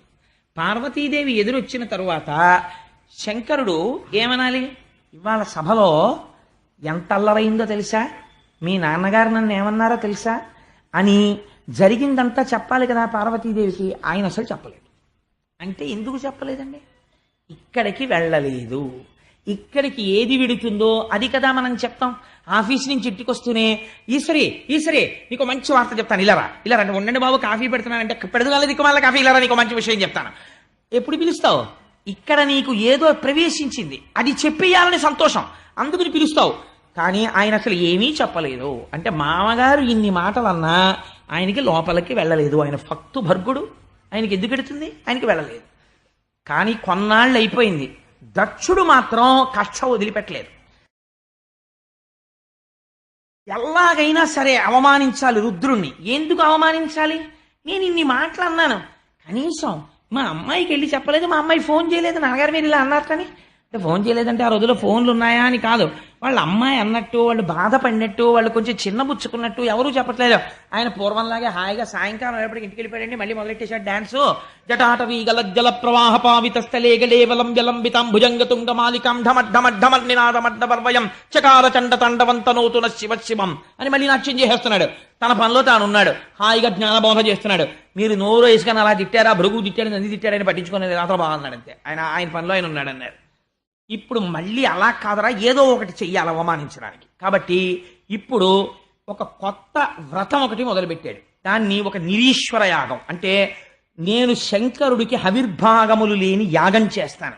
ఇప్పుడైనా సరే బయటకు వస్తాడు కదా, కోపం వచ్చి చూస్తాను ఏం చేస్తాడో అని ఒక యాగం తలబెట్టి అందరికీ ఆహ్వానాలు పంపించాడు, శుభలేఖలు పంపించి అందులో దానికి ఒక పేరు పెట్టాడు. ఏమనో తెలుసా అండి? బృహస్పతి వసనము అని పేరెట్టాడు. దాని పేరు పెట్టేది చేస్తున్నాను. దాని ముందు వాజపేయం చేశాడు. చేసి ఒక యాగం చేస్తే దానికి అందరూ బయలుదేరి పెడుతున్నారు. ఋషులు వాళ్ళు వెళ్ళకపోతే ప్రజాపతులకు అధిపతి ఏం చేపిస్తాడో. చేస్తున్న యాగం మామూలుగా చేయట్లేదు, అవతల వాళ్ళ మీద కక్షతో చేస్తున్నాడు యాగం. ఎవరొచ్చారో ఎవరు రాలేదో బాగా పట్టించుకోవడం, ఎందుకని పార్టీలు బయటకు వస్తాయి ఇప్పుడే, అందుకని బాగా చూస్తాడు. ఈ అలవాటు ఇంతకు ముందుంది ఆయనకి, సభలో చూశాడు. చూసి శంకరుడు లేవలేదనే ఇంత అల్లరి మొదలెట్టాడు. యాగం రావడానికి అదో కారణం.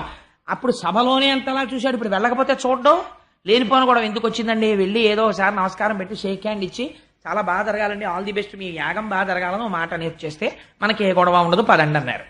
అంటే లోకంలో ఇలా అనే వాళ్ళ సంఖ్య చాలా ఎక్కువగా ఉంటుంది. నాన్ కాంట్రవర్షియల్ అంటారు. మనకి ఎందుకు వచ్చింది, మనం ఏమనకుండా అక్కడికి పోయి ఇక్కడికి పోతే అయిపోయా, మనం ఏమీ అనద్దు అని.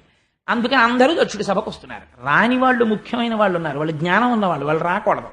అందుకని శ్రీ మహావిష్ణువు రాలేదు, చతుర్ముఖ బ్రహ్మగారు రాలేదు, వాళ్ళిద్దరు రాలేదు. మిగిలిన వాళ్ళు కొంతమంది ఋషులు వాళ్ళు అందరూ వెడుతున్నారు. వెడుతుంటే ఒక రోజున పార్వతీదేవి అంతఃపుర పైభాగంలో నిలబడి చూస్తోంది. విమానాల్లో వెళ్ళిపోతున్నారు. వెళ్ళిపోతూ వాళ్ళు చెప్పుకుంటున్నారు, దక్ష ప్రజాపతి యాగం చేస్తున్నాడు, ఆహ్వానం వచ్చింది, అందుకని మనం అందరం వెడుతున్నాం అని చెప్పుకుంటుంటే ఆవిడ విని గబగబా అంతఃపురంలోంచి కిందకి దిగి శివుడి దగ్గరికి వచ్చింది. వచ్చి ఆవిడంది, కావున ఆ యజ్ఞమునకు ఈ విభుద గణంబులద్దియే గెదర దిగో దేవా మన విపుడ చటకి పోవలను కోర్కె నాకు పుట్టెడు అభవా అంది. ఎంత బాగా పిలిచిందో చూడండి. అభవా, స్వామి మీరు ఎంత దయామయులండి, మీలాంటి భర్త దొరకడం ఎంత అదృష్టం. కోరితే నగ చేయించేవాడు ఉంటాడు, నెక్లెస్ చేయించేవాడు ఉంటాడు, మీ శరీరంలో అర్ధభాగం ఇచ్చారు నాకు. మీ దగ్గర పొందినంత గౌరవం నేను పొందినట్టు ఏ భార్య ఎవరి దగ్గర పొందలేదు, అంత గౌరవించారు. ఏమండి నాదొక్క మాట, పుట్టింట్లో ఏదైనా ఉత్సవం జరుగుతున్నప్పుడు ఆడపిల్లల మనస్సు అంతా పుట్టింటికి వెళ్ళాలని ఉంటుంది. అందులో తండ్రి మీద విశేషమైన ప్రేమ ఉంటుంది. మా నాన్నగారు యాగం చేస్తున్నారట, అదిగో చూసారా, కావున ఆ యజ్ఞమునకు ఈ విభుద గణంబులర్ధియే గెదర దిగో. చూసారా, వాళ్ళందరూ మంచి మంచి పట్టుబట్టలు కట్టుకుని చక్క హారాలు వేసుకుని నగలు వేసుకుని అన్నీ వేసుకుని వాళ్ళ వాళ్ళ వాహనాల మీద వెడుతున్నారు. పైగా వెళ్ళిపోతున్న వాళ్ళు ఊరుకున్నారా? కైలాసం నుంచి వెళ్ళిపోతూ అక్కడ కనపడ్డ వాళ్ళని పార్వతీదేవి వెళ్ళిపోయిందా అందాం అంటే ఇంకా వెళ్ళలేదంటే అదేమిటి, కూతురు వెళ్ళొద్దు, మనమే వెళ్ళిపోతున్నాం, ముందెళ్ళాలి, అసలు 10 రోజుల ముందు ఇంకా వెళ్ళలేదా అంటూ వెడుతున్నాం. కాబట్టి ఏమండి నాకు వెళ్ళాలని ఉందండి, అందుకని మనమిపుడచటకి పోవలనను కోర్కె నాకు పుట్టెడు అభవా, నాకు కూడా మా తండ్రి గారు చేస్తున్న యాగానికి వెళ్ళాలి అని అనిపిస్తోంది. ఎందుకని, ఎంత కాదన్నా ఆడపిల్ల మనస్సు తండ్రి గారి ఏదో ఉత్సవం చేస్తున్నాడంటే ఆ తండ్రి ప్రేమ, ఆ తల్లి ప్రేమ, అన్నదమ్ములు, అక్క చెల్లెళ్ళు అన్నీ గుర్తొస్తాయి. ఒక్కసారి నాకు వెళ్ళాలని ఉందండి అని ఆవిడ గమ్మత్తైన మాట అందండి. ఇవాళ రేపు మనందరం ఏమంటామో అదే మాటలు మాట్లాడింది భాగవతంలో పార్వతీదేవి. ఆవిడంది, ఏమండి మనం సాధారణంగా ఆడవాళ్ళు ఇళ్లలో ఒక మాట అంటుంటారు, మీరేమో ఎప్పుడు ఆఫీసు నాకు ఖాళీ లేదని మా శర్మగారిలా పొద్దున్న 8ంటికి వెళ్ళి రాత్రి 11 వరకు అక్కడే కూర్చుంటారు. కనీసం పోని పెళ్లికి వెళ్ళామనుకోండి, నలుగురు అక్కడికి వస్తారు, మా అక్క చెల్లెలని వాళ్ళని అందరినీ చూడొచ్చు అంటుంటారు. అలా ఆవిడంది, ఇప్పుడు ఈ జరుగుతున్నటువంటి యాగం చూడ్డానికి నాయనుజలు వారి ప్రాణనాథులతోడన్ బాయక ఒత్తురు మనమున్ పోయిననే వారి నచటక నుగొనగల్గున్. ఏమండి మనం కూడా విడితే మీరు ఎప్పుడు తపస్సును అలా కూని ఉంటారు, మీరేమో ఏమీ పట్టించుకోరు. కానీ కనీసం ఇప్పుడు వెళ్తే మా 15 మంది అక్క చెల్లెళ్ళు వస్తారు, మా పిన్నులు వస్తారు, మా అమ్మ మా తమ్ముళ్ళు అందరూ ఉంటారు కదా, మా నాన్నగారిని చూసి ఎన్నాళ్ళయిందో ఒక్కసారి చూసొద్దాం అనిపిస్తోందండి, వెడదాం అంది. అనేటప్పటికీ శంకరుడు ఇలా చూశాడు. ఆహ్వాన పత్రాలు వాళ్ళందరికీ వెళ్ళాయి, వీళ్ళకి ఆహ్వాన పత్రం రాలేదు. కాబట్టి వెళ్ళొచ్చా? అల్లుడు గారంటే ఎలాంటిది? ముందు పిలవాలి, పిలుపుకు గౌరవం ఉంది. పిలుపు అనేటటువంటిది ఒక ఉత్సవం జరుగుతున్నప్పుడు ఎలా పడితే అలా పిలవడానికి వీల్లేదు. దానికి ఒక మన్నన ఉంది, ఒక మర్యాద ఉన్నది. ఆ మర్యాద పాటించాలి, ఇంటికి వెళ్ళి గౌరవంగా ఆహ్వానించాలి. అంతేగాని ఏదో దిక్కుమాలాడిని పిలిచినట్టుగా పిలవడం అనేటటువంటిది మంచి పద్ధతి కాదు. దానికి ఒక గౌరవంతో గౌరవ పురస్సరంగా పిలవాలి. ఏదో తప్పనిసరి పరిస్థితి అయితే వేరు.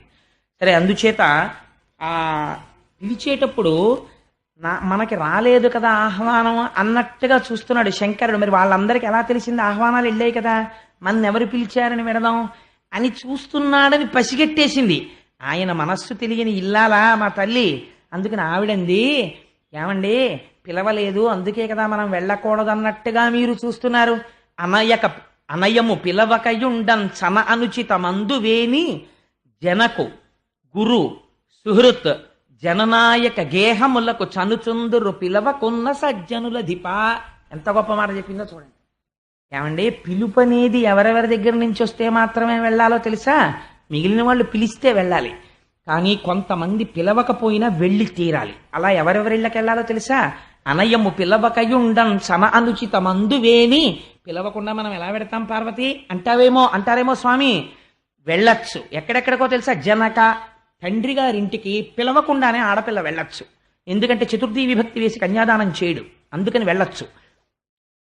జనక గురువు గారింటికి పిలవకపోయినా వెళ్ళవచ్చు, వెళ్ళి గురువుగారి దర్శనం చేసుకుని రావచ్చు.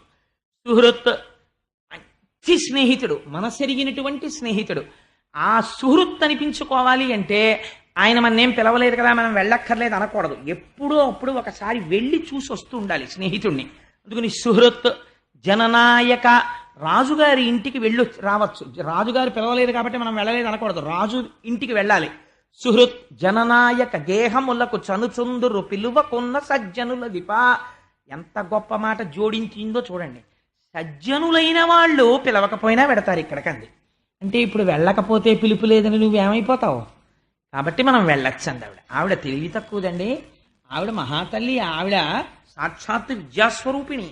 శంకరుడు తక్కువడా? ఆయన అన్నాడు, పార్వతి నువ్వు చెప్పినది యథార్థమే. పుట్టింటికి పిలుపు లేకపోయినా కూడా ఉత్సవం జరుగుతున్నప్పుడు ఆడపిల్ల వెళ్ళవచ్చు, ఆ అధికారం ఉంది. కానీ నేను కూడా ఒక మాట చెప్తాను విను. కుటిల బుద్ధులైన కుజనుల ఇండ్లకు ఆర్యులే గవారనాదరమున కొమలు ముడులు వేయిచి భూరిరోషాక్షులై చూతురది యుగాక సుదతి వినుము. ఎంత గొప్పగా చెప్పాడండి నిజంగా. కుటిల బుద్ధులైన కుజనుల ఇండ్లకు ఆర్యులే గవారనాదరమున. కొంతమంది పుట్టుకతో విద్య ఉంటుంది, ఐశ్వర్యం ఉంటుంది, రూపం ఉంటుంది, పాండిత్యం ఉంటుంది, అన్నీ ఉంటాయి. లేనిదేది అంటే అటువంటి వారి దగ్గర ఉండవలసినటువంటి ప్రేమ ఉండదు, ఉండవలసినటువంటి సుహృద్భావం ఉండదు. ఎప్పుడూ వైషమ్యాన్నే చూస్తుంటారు. అవతల వాణ్ణి ఎలా కించపరిచి మాట్లాడదామా అనే చూస్తారు, గుణములు చూడరు. సందర్భం వచ్చింది కాబట్టి నీకు చెప్పేస్తున్నాను పార్వతి. ఇతపూర్వం మీ తండ్రి గారు నన్ను ఒక సభలో అవమానం చేసి మాట్లాడారు, బాణముల వంటి మాటలు ప్రయోగం చేశాడు. దానికి అంతటికీ కారణం ఏమిటి? నేను లేచి నిలబడలేదు అని ఆయన అనుకున్నాడు. కానీ అసలు జరిగిన యథార్థం నేను చెప్తాను విను పార్వతి అన్నాడు. మీరు ఎప్పుడైనా పురాణంలో చూడండి, అసలు పార్వతీదేవికి చెప్పనిది శంకరుడు బయట చెప్పడు. పార్వతీదేవి అడుగుతుంది మనందరి తరపున, పార్వత్యువాచ అని పార్వతీదేవి అడుగుతుంది. అప్పుడు శంకరుడు దానికి జవాబు చెప్తాడు. శ్రీరామ రామ రామే తిరమే రామే మనోరమే. అది కూడా అలాగే వచ్చింది శివుడు చెప్తేనే. జ్ఞానం అంతా శివుడి వైపు నుంచే వస్తుంది లోకంలోకి. అందుకని ఇప్పుడు నీకు ఒక నిజం చెప్పేస్తున్నాను. మీ తండ్రి గారు అలా మాట్లాడారు, దానికి అంతటికీ కారణం నేను నమస్కరించలేదని. ఒక యథార్థం చెప్తున్నాను చూడు. దేహభ్రాంతి కలిగినటువంటి వాడు తను వస్తున్నప్పుడు తన శరీరమునకు నమస్కారం చెయ్యాలని కోరుకుంటాడు. కానీ ఆత్మస్థితిగతుడైనటువంటి వాడు అంతటా నిండి నిబిడీకృతమైనటువంటి వాసుదేవుడే లోపల నడిచొస్తున్నాడు అనుకుని ఆ బ్రహ్మమునందు రమిస్తున్నవాడు ఆ వాసుదేవ దర్శనం చేసుకుని అలాగే ఉండి ఆ వాసుదేవుడికే తన మనస్సులో నమస్కారం చేస్తాడు. నేను అలా చేశాను మీ నాన్నగారికి. కానీ వారు దేహబుద్ధి ఎందున్నారు, తన శరీరానికి లేచి నిలబడి నమస్కారం చేయలేదు అనుకుంటున్నారు. కాబట్టి వారికి నా స్థాయి తెలియలేదు. కాబట్టి వారు ఎప్పటికీ కూడా నా యందు అనుకూల్యముతో ఉండరు. కాబట్టి ఇప్పుడు మనం విడితే ఏమవుతుంది? కుటిల బుద్ధులైన కుజనుల ఇండ్లకు ఆర్యులే గవారనాదరమున, ఎలాగో అలా అవమానించాలి. అందుకని ఏం చేస్తారు? బొమలు ముడులు వేయించి తలుపు తీసి అసలు పలకరించరు, అసలు మాట్లాడరు. అంతకన్నా అవమానం ఏముంటుంది? ఒక బంధువుల ఇంటికి మీరు వెడతారు, ఎంతో సంతోషంగా వెడితే అసలు మిమ్మల్ని పలకరించరు, మీతో మాట్లాడరు, ఊళ్ళో వాళ్ళని కూర్చోబెట్టి వాళ్ళతో మాట్లాడుతుంటారు. అప్పుడు మీ మనస్సు ఎలా ఉంటుంది? చిన్నబుచ్చుకుంటుంది. ఎట్రా అంత దూరం నుంచి వచ్చాం, కనీసం అయ్యో ఎప్పుడు బయలుదేరావు, ఎప్పుడు వచ్చావు, కాఫీ తాగావా అని కూడా అడగలేదు. ఆఖరికి అరగంటో గంటో చూసి చూసి చూసి చూసి మీరే బాగుండదని మీరేదో మాట పలకరిస్తారు, విననట్టుగా అంతే, అవును అలాగే అలాగే అని వదిన అని మళ్ళీ ఇటువైపుకి తిరిగి ఎవరో ఊళ్ళో వాళ్ళతో మాట్లాడుతుంటారు. అప్పుడు మీ మనస్సు ఎలా ఉంటుంది? చాలా బాధగా ఉంటుంది. ఇవి శివుడు చెప్పాడండి, నా సొంతంగా చెప్పట్లేదు. ఆర్యులేగ వారనాదరమున, కోటేశ్వరరావు అబద్ధాలు చెప్పారంటే మీరు భాగవతం వెళ్ళి చూడండి కావాలంటే. లోకాన్ని వడగట్టి మాట్లాడిందండి భాగవతం. కొమలుముడులు వైచి ఇలా ముందు చూడగానే తలుపు తీయగానే సంతోషంగా రండి అనరు, ఇలా చూస్తారు. ఇలా చూసి భురిరోషాక్షులై అంటారు. భురిరోషాక్షులై కోపంతో ఇలా చూస్తారు. అక్కడికే సగం చచ్చిపోతాం. అప్పుడు ఏమవుతుందో తెలుసా పార్వతి? పైగా అదియుగా అకసుదితి ఇదియు వినుము. ఇంకా జరిగేది ఏమిటో నేను చెప్తాను విను. వాళ్ళు ఎంత దారుణమైన మాట మాట్లాడతారు, ఎంత అవమానిస్తారంటే దాని వలన రాత్రి నిద్ర పట్టదు.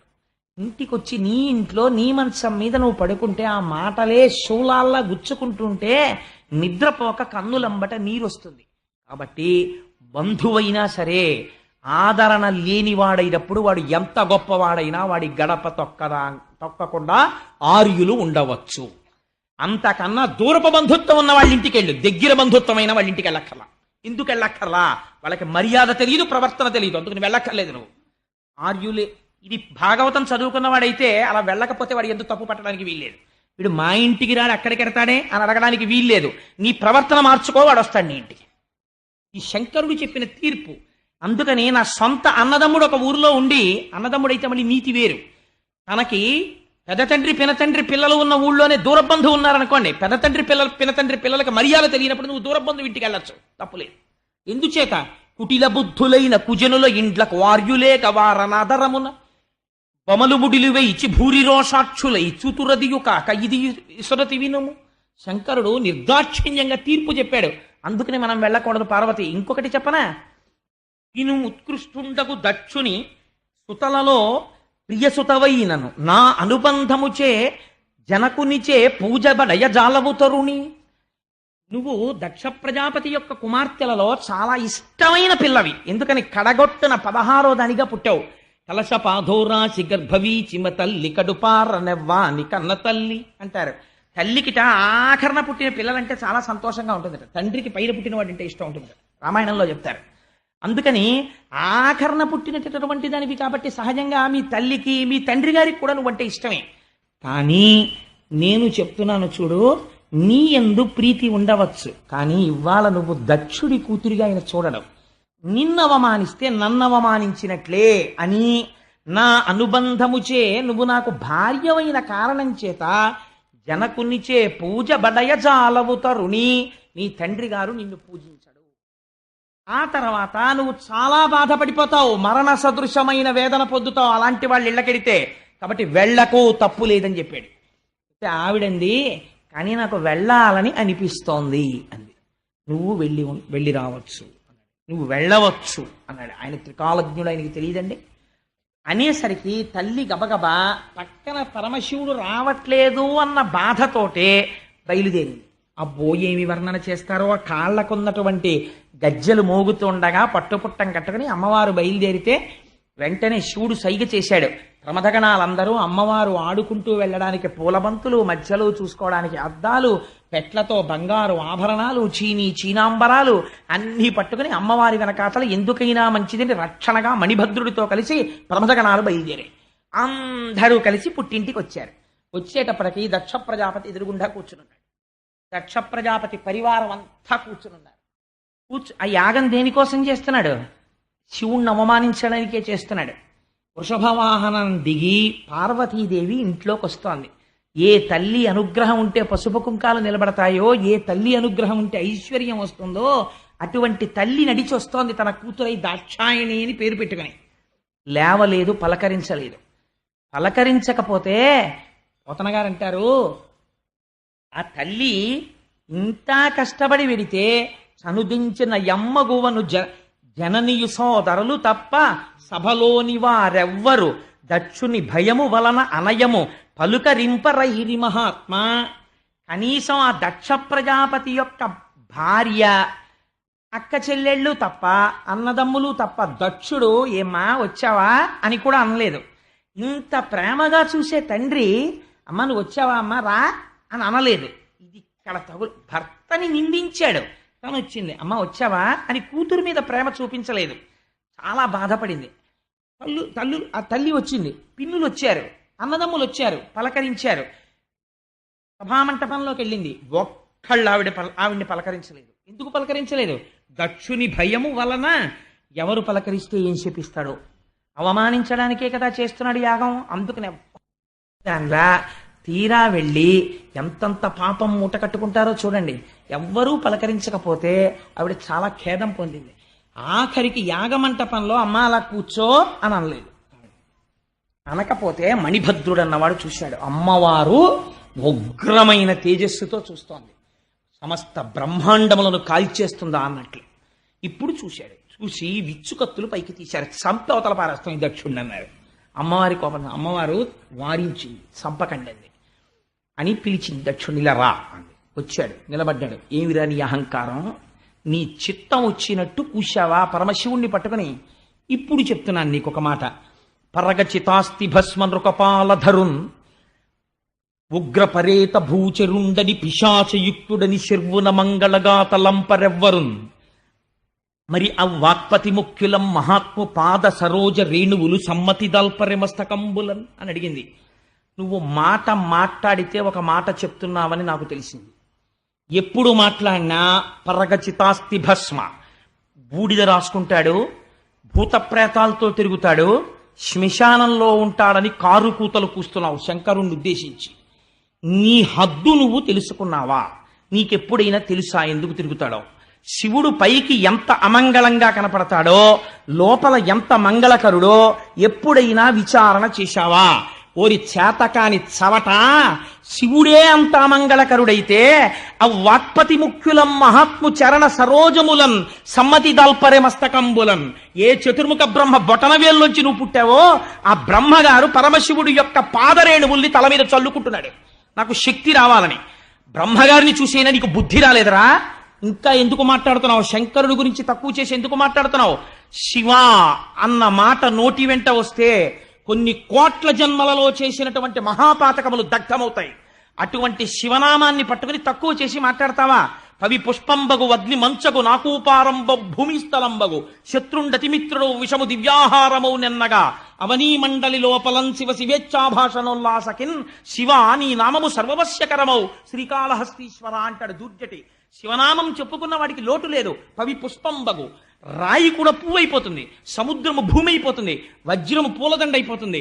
అంతటి అభయంకరుడై ఎవరి నామం చెప్పుకుని లోకాలన్నీ సంతోషపడిపోతున్నాయో అటువంటి మహాత్ముణ్ణి పట్టుకుని అనరాని మాటలంటావా? దాని లోపల ఉన్నటువంటి తత్వాన్ని తెలుసుకునే ప్రయత్నం చేయకుండా నీ చిత్తం వచ్చినట్టు మాట్లాడతావా? పైకి మాంసనేత్రమునకు ఏది కనపడుతోందో అది చూసి దాన్ని బట్టి నువ్వు మాట్లాడడం నేర్చుకున్నావా? ఇలా మాట్లాడవచ్చా? ఇదే నీకొక మాట చెప్తున్నాను. అసలు శాస్త్రమునందు సిద్ధాంతమేదో తెలుసా? ఆవిడొక మాట అడిగింది. భర్గు తిరస్కరించిన వారి జిహ్వ కోయవలయు. ఎవడైనా సరే శంకరుణ్ణి నింద చేస్తే వాడి నాలుక పట్టి పైకి లాగి కొండ నాలుక వరకు కత్తితో కోసివేయవచ్చు. అటులు చేయకుంటివేని కర్ణరంధ్రములు మూసి వెడయవలయననుచు ధర్మదులు పలికిరనగా. అలా నీకు చెయ్యడానికి అధికారం లేకపోతే ఎదుటివాడి నాలిక కోసేయకూడదు, నాకు అధికారం లేదనుకుంటే ఉత్తర క్షణం ఎక్కడ శివనింద జరిగిందో అక్కడ చెవులు మూసుకుని బయటికి వెళ్ళిపోయి ఆ రోజు అన్నం తినడం మానేయాలి ప్రాయశ్చిత్తంగా. అలా చేయకపోతే వాడు అధమాధముడైపోతాడు. అలా మాట్లాడకూడదు శంకరుడి గురించి. నువ్వెందుకు మాట్లాడుతున్నావు ఇలాగా? ఇంకొక మాట చెప్తున్నాను.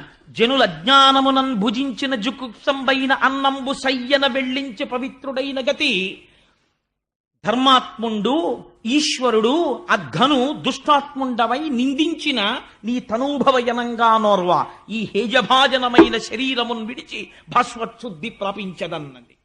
నువ్వు దుర్మార్గుడివి, దుష్టాత్ముడివి. అందుకే శంకరుణ్ణి నింద చేశావు. జనుల జ్ఞానమునం భుజించిన జుగుప్సంబైన అన్నంబు సయ్యన వెళ్ళించి, తినకూడని అన్నం తినేశాడు. తీరా తెలిసింది ఆ పులుసులో బల్లి పడిపోయిందని. వెంటనే ఏం చేస్తాడు? నోట్లో వేలు పెట్టుకుని కక్కేస్తాడు. అలా నేను ఇవాళ ఒక నిర్ణయం తీసుకున్నాను. ఇక ముందు నేను ఎప్పుడైనా పరమ పవిత్రుడైన శంకరుడి సాన్నిధ్యంలో కూర్చునుంటే చూసిన వాళ్ళు దాక్షాయిణి అని పిలుస్తారు. నీ దుర్మార్గుడవైన నీ కుమార్తెగా దాక్షాయిణి అని పిలిపించుకోవడానికి నేను ఇష్టపడను. నాకు ఆ పేరు ఇంకా ఇష్టం లేదు. అందుకే నేనేం చేస్తానో తెలుసా? హేయభాజనమైన ఈ శరీరమును విడిచి భాస్వచ్ఛుద్ధి ప్రాపించదన్. నేను ఈ శరీరాన్ని వదిలిపెట్టేసి అగ్నిహోత్రంలో కలిసిపోతున్నానండి అని పద్మాసనం వేసి కూర్చుంది. పలకరించలేదు దుర్మార్గుడు. పద్మాసనం వేసి కూర్చుని అమ్మవారు ప్రాణ అపాన వ్యాన వాయువుల్ని నాభిస్థానమునందు నిలబెట్టింది. ఆ పైన ఉదాన వాయువుని తీసుకొచ్చి హృదయం మించి పైకి తీసుకొచ్చి కనుభమల మధ్యలో నిలబెట్టి ఇంద్రియములన్నింటిలోంచి అనిలం అనేటటువంటి అగ్నిని ప్రేరేపణ చేసి ఆ యోగాగ్ని ఎందు శరీరాన్ని దగ్ధం చేసి బూది కుప్పై కింద పడిపోయింది. కింద పడిపోగానే హాహాకారాలు మిన్నుముట్టాయి సభలో. మిన్నుముట్టి అరే రే రే కన్న కూతురు యాగశాలలో ప్రాణం విడిచిపెట్టింది. ఈ దురాత్ముడు బ్రాహ్మణుడు వీడు పలకరించలేదు కూతుర్ని అని ఆశ్చర్యపోతుండగా ఇంకా ప్రమథగణాలకి ఎక్కడ లేని ఆగ్రహం వచ్చి కత్తులు తీసి దక్షుడి మీద పడ్డారు. భృగువికి చాలా సంతోషం కలిగింది. ఎంత కాలానికి రా ఒక మంచి మాట, శంకరుడి భార్య మరణించింది అన్న ఆనందంతో వెంటనే హోమం చేసి అందులోంచి రుభులనబడేటటువంటి దేవతల్ని సృష్టించి రుద్రగణాలని తరిమి కొట్టించాడు. చాలా మంది పడిపోయారు. చాలా మంది రక్తం కారుతూ కైలాసం వైపుకు పారిపోయారు. ఈ విషయాన్ని నారదుడు వెళ్ళి చెప్పాడు శంకరుడికి. ఆయన ప్రశాంతంగా ధ్యానమగ్నుడై కూర్చునున్నాడు. కూర్చున్నవాడి దగ్గరికి వెళ్ళి చెప్పాడు నారదుడు, అయ్యా నీ భార్య విడితే దక్షుడిలా ప్రవర్తించాడు. నీ భార్య శరీరం విడిచిపెట్టేసింది, యోగాగ్నిలో దగ్ధం అయిపోయిందని చెప్పాడు. ఆ మాట వినేసరికి ఆజ్యుండుగ్రుడు నీలకంఠుడి దైత్యారాతి దష్టోష్టుడై ఆజ్యద్భూరి మృగేంద్ర రోషమున భీమ ప్రక్రియం నవ్వుచున్ విద్యుద్వహ్ని శిఖా సముచ్చయ రుచిన్ వెల్గొందు చెంచజ్జటన్ సజ్జ క్రోధముతోడ పుంచి వేయిచన్ శ్వాచక్రమధ్యంబుదన్. అంతే, ఎక్కడ లేని కోపం వచ్చేసింది. ఇంత శాంతమూర్తి రుద్రుడైపోయాడు. ఒక్కసారి లేచాడు, పెద్ద వికటాట్టహాసం ఒకటి చేశాడు. పోతన గారు ఆ మాటలు అలాగే పడిపోయాయి అంతే ఆయనకి. అర్జుండుగ్రుడు నీలకంఠుడి దైత్యారాతి దష్టోష్టుడై ఆజ్యద్భూరి మృగేంద్ర ఘోషమున భీమ ప్రక్రియ నవ్వుచున్. ఆ నవ్వుకి బ్రహ్మాండాలు కదిలిపోయాయి. అటువంటి వికటాట్టహాసం ఒకటి చేశాడు. భీమ ప్రక్రియ నవ్వుచున్ విద్యుద్వహ్ని శిఖా సముచ్చయ జటన్ చెల్వొందు చించెజ్జటన్. మిరిసిపోతున్న జటనొక దాన్ని ఊడబెరికి సజ్జక్రోధముతోడ పుంచి వేయిచన్ శ్వాచక్రమధ్యంబునన్. ఆ జటని తీసి నేలకేసి కొట్టాడు నిలబడి. కొట్టేసరికి అంతే, ఒక్కసారి ఆయనే సామాన్యమైనటువంటి తత్వం అండి. ఎంత సాత్వికంగా కనపడతాడో అంతటి ఉగ్రుడవుతాడు కోపం వచ్చినప్పుడు. ఆ రౌద్రాన్ని ఎవరూ తట్టుకోలేరు. ఓం నమో భగవతే సదాశివాయ సకల తత్వ విదూరాయ సకల లోకైక కర్త్రే సకల లోకైక హర్త్రే సకల లోకైక సంహర్త్రే సకల లోకైక సాక్షిణే సకల నిగమ గుహ్యాయ సకల లోకైక వరప్రదాయ సకల దురితాత్మి భంజనాయ సకల జగద భయంకరాయ శశాంక శేఖరాయ శాశ్వత నిజావాసాయ నిరావాసాయ నిరాతంకాయ నిష్కలంకాయ నిష్ప్రపంచాయ నిస్సంగాయ నిర్మమాయ నిర్మలాయ నిర్గుణ విభవాయ సచ్చిదానందద్వైత పరమ ప్రకాశాయ పరమశాంత ప్రకాశాయ తేజోరూపాయ తేజో విభయే అని ఒక్కసారి ఆ చేతిలో చక్రాజ్వాయుధ భీషణకర సహస్రదంస్ట్రాకరాలవదన వికటాట్టహాస విస్ఫాటిత బ్రహ్మాండ మండల నాగేంద్రహార నాగేంద్ర వలయ నాగేంద్ర చర్మ ధర మృడ మృత్యుంజయ త్రయంబక సదాశివ పరమశివ నమస్తే నమస్తే నమస్తే నమః అంటుంది కవచం. అటువంటి భీకరమైనటువంటి స్వరూపంతో ఒక్కసారి ఆ ఉగ్రతతో కొట్టాడు ఆ జటని. కొట్టేటప్పటికి అందులోంచి అభ్రంలిహాదభ్ర విభ్రమ భ్రభ్రమ కృందీల దీర్ఘ శరీరమమల ప్రజ్వల జ్వలన దీప్త జ్వాలిక జ్వాల జజ్వల్యమాన కేశములు మెరయ జడ్డ దిగ్వేదండ శుంఠాప దుర్దండ సహస్రధృతి హేతి సంఘమప్ప వీక్షణత్రయలోక వీక్షణద్యుతిలోక నీక్షణగతి దుర్నిరీక్షమప్ప గ్రకచ కఠిన కరాళ దంస్ట్రలు మెరయ ఘన కపాలాస్తి మలికలు దనర లోక భీకర రుద్రుడగుచు మారట రుద్రుడగుచు వీరభద్రుడు దయించే. ఆ జట పెట్టి కొట్టేటప్పటికే ఒక పెద్ద శరీరం పుట్టింది అందులోంచి. ఆ శరీరాన్ని చూసేటప్పటికే హడిలిపోయారంటే ఒక మోస్తరు వాడు పలకలేకుండా వీరభద్రావతారం అంటే అలా ఉంటుంది. అభ్రం లిహాదభ్ర విభ్రమ భ్రభ్రమ కృనీల దీర్ఘ శరీరమర అటువంటి నాటి స్వరూపం. అది పుట్టగానే ప్రజ్వల జ్వలన దీప్త జ్వాలిక జ్వాల జజ్వల్యమాన కేశములు మెరయ మిరిసిపోతున్నటువంటి జుత్తు జండ దిగ్వేదండ శుంఠాబ దొర్దండ సహస్రధృతి హేతి సంఘమొప్ప అటువంటి వాడై ఘన కపాలాస్తి మలికలు తనరా పెద్ద కపాలమాల ధరించాడు. వేసుకుని పెద్ద ఉద్వేగంతో ఒక్కసారి దూకాడు. దూకి శంకరుడి పాదాలకి నమస్కరించాడు. అనఘుడు రుద్రుచేరి ముదమార ప్రదక్షిణమాచరించి అనివార్యగతి వేగంబున కుంభిని దక్కతలన్ పదంబుల మణి నూపురం మ్రోయ భీషణ దంస్ట్రలున్ వెలుగా ఒక్కసారి బయలుదేరాడు. ఆ బయలుదేరినటువంటి శబ్దం ఎలా వచ్చిందంటే ఆ పరమశివుడి దగ్గరికి వచ్చి ఒకసారి ప్రదక్షిణం చేశాట. ప్రదక్షిణం చేసి ఆయన పాదాలకి నమస్కారం చేశాడు. తండ్రి నాకేం ఆనత అన్నాడు. పార్వతీదేవి శరీరాన్ని విడిచిపెట్టింది. అప్పటికి పార్వతి కాదు సతీదేవి శరీరాన్ని విడిచిపెట్టింది. దక్ష యజ్ఞాన్ని ధ్వంసం చేయి అన్నాడు. అనగానే ఆయన కాళ్ళకి ఉన్నటువంటి ఆ మణి మంజీరములు పెద్ద ధనులు చేస్తున్నాయి. ఆ ధనులు చేసేటట్టుగా ఒక్కసారి భీషణ ధనుల్ మెరయ పెద్ద పెద్ద ధనులు వచ్చేటట్టుగా కృతాంత కాంత శితస్ఫుట శూలము పట్టి చెచ్చరన్ ఒక పెద్ద శూలం పట్టుకుని బయలుదేరాడు. ఎలా ఉంది ఆ స్వరూపం?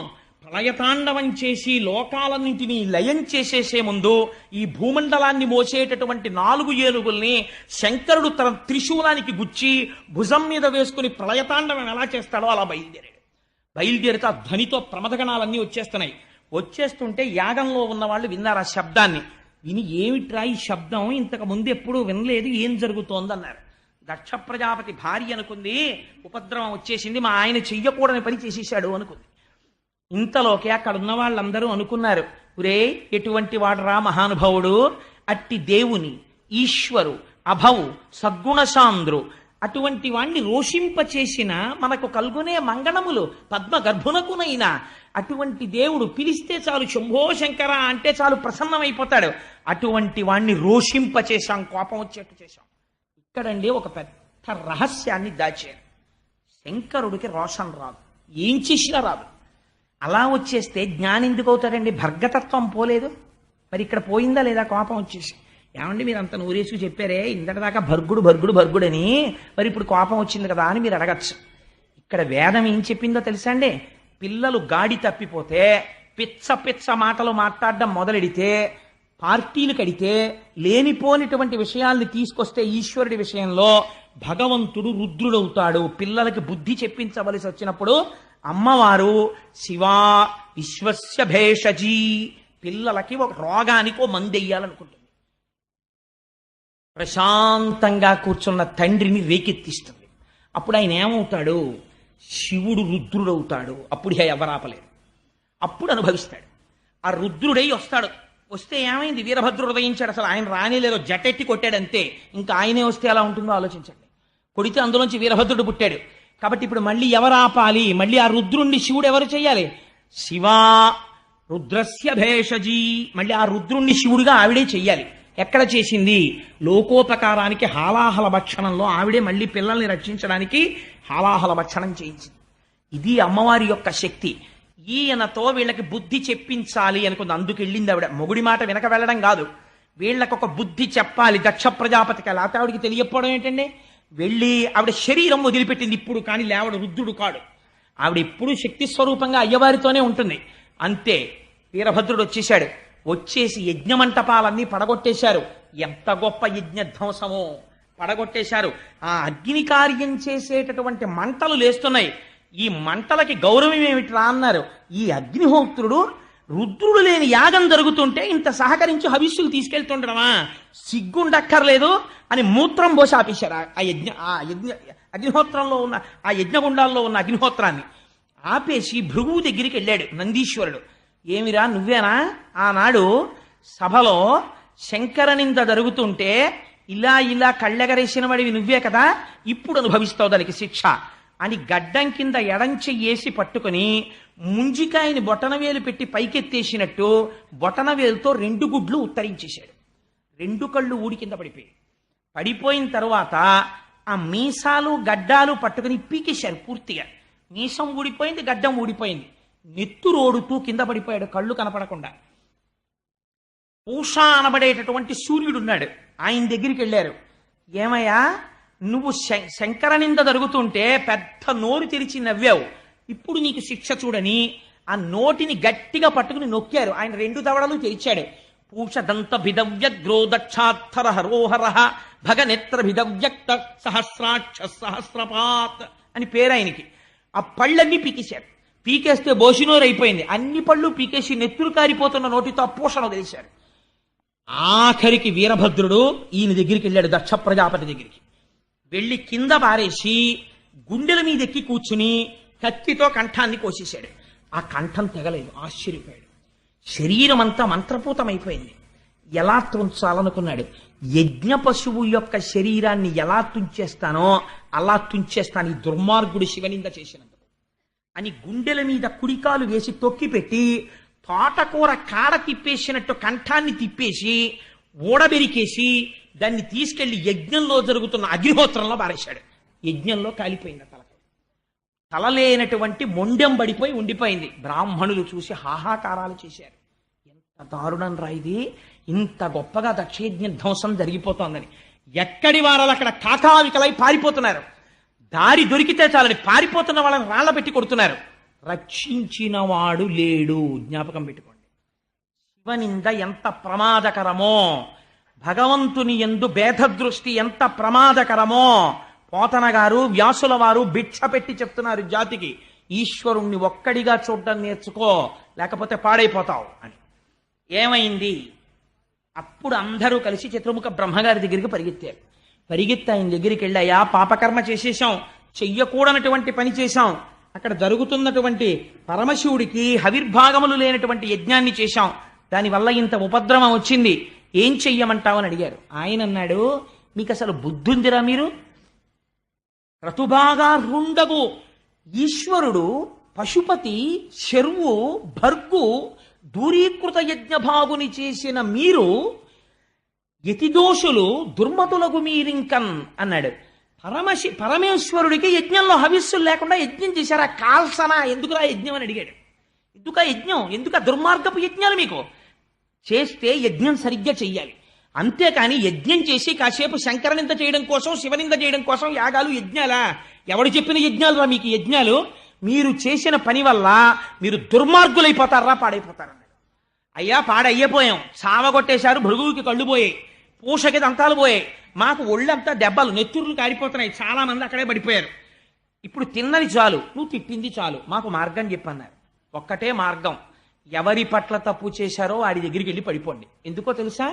ఆయన ఒక్కటే, ఆయన దగ్గర ఉన్న లక్షణం జగత పితరౌ వందే పార్వతి పరమేశ్వరవు. ఎన్ని తప్పులు చేసినా వెళ్ళి ఆయన కాళ్ళ మీద పడిపోతే మళ్ళీ రక్షిస్తాడు. అంటే వీళ్ళన్నారు, అయ్య బాబోయ్ కైలాసం వైపుకి వెళ్ళడమే అడిలిపోతున్నా, నువ్వు రా మాతో అన్నారు. సరే పదండి అని చతుర్ముఖ బ్రహ్మగారు తీసుకెళ్లారు. తీసుకెళ్లిన తర్వాత కైలాస పర్వతాన్ని వర్ణన చేస్తారు.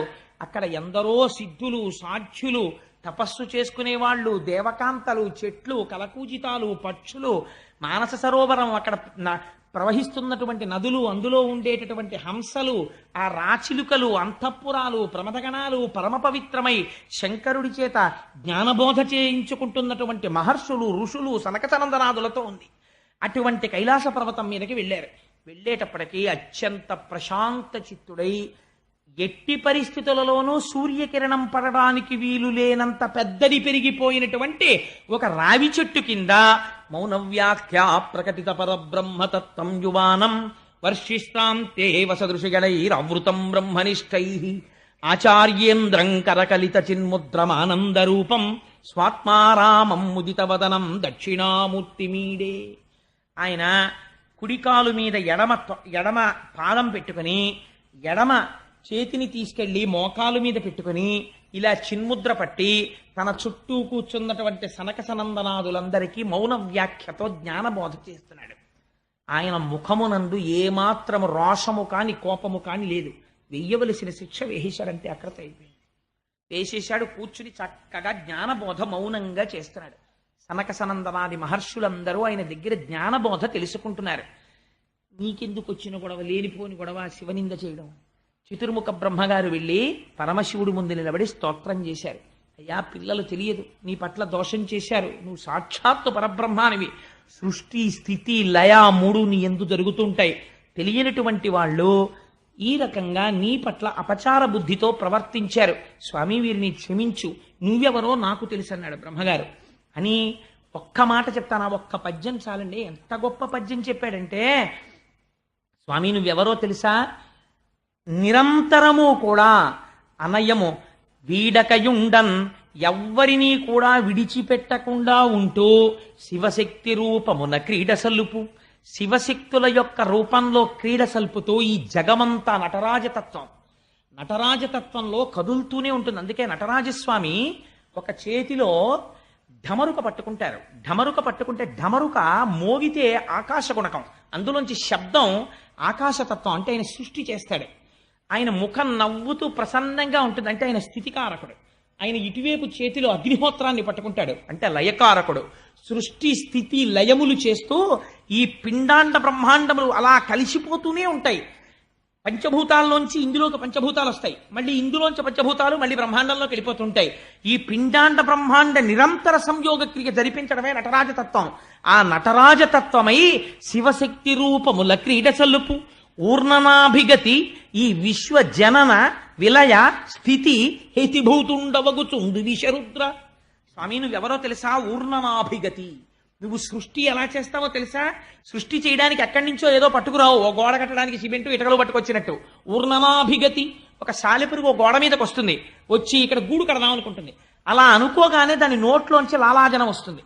ఆ ఉమ్మితోటి తీగ చేసి గూడు కట్టేస్తుంది. గూడు కట్టేసి ఆ గూడు మధ్యలో కూర్చుంటుంది. ఓ 2-3 రోజులు ఉంటుంది. ఏమిటి గూడు, వెళ్ళిపోదాం అనిపిస్తుంది. ఆ గూడు తానే అటు ఇటు చిందరవందరగా చింపేస్తుంది, ఓడగొట్టేస్తుంది, వెళ్ళిపోతుంది.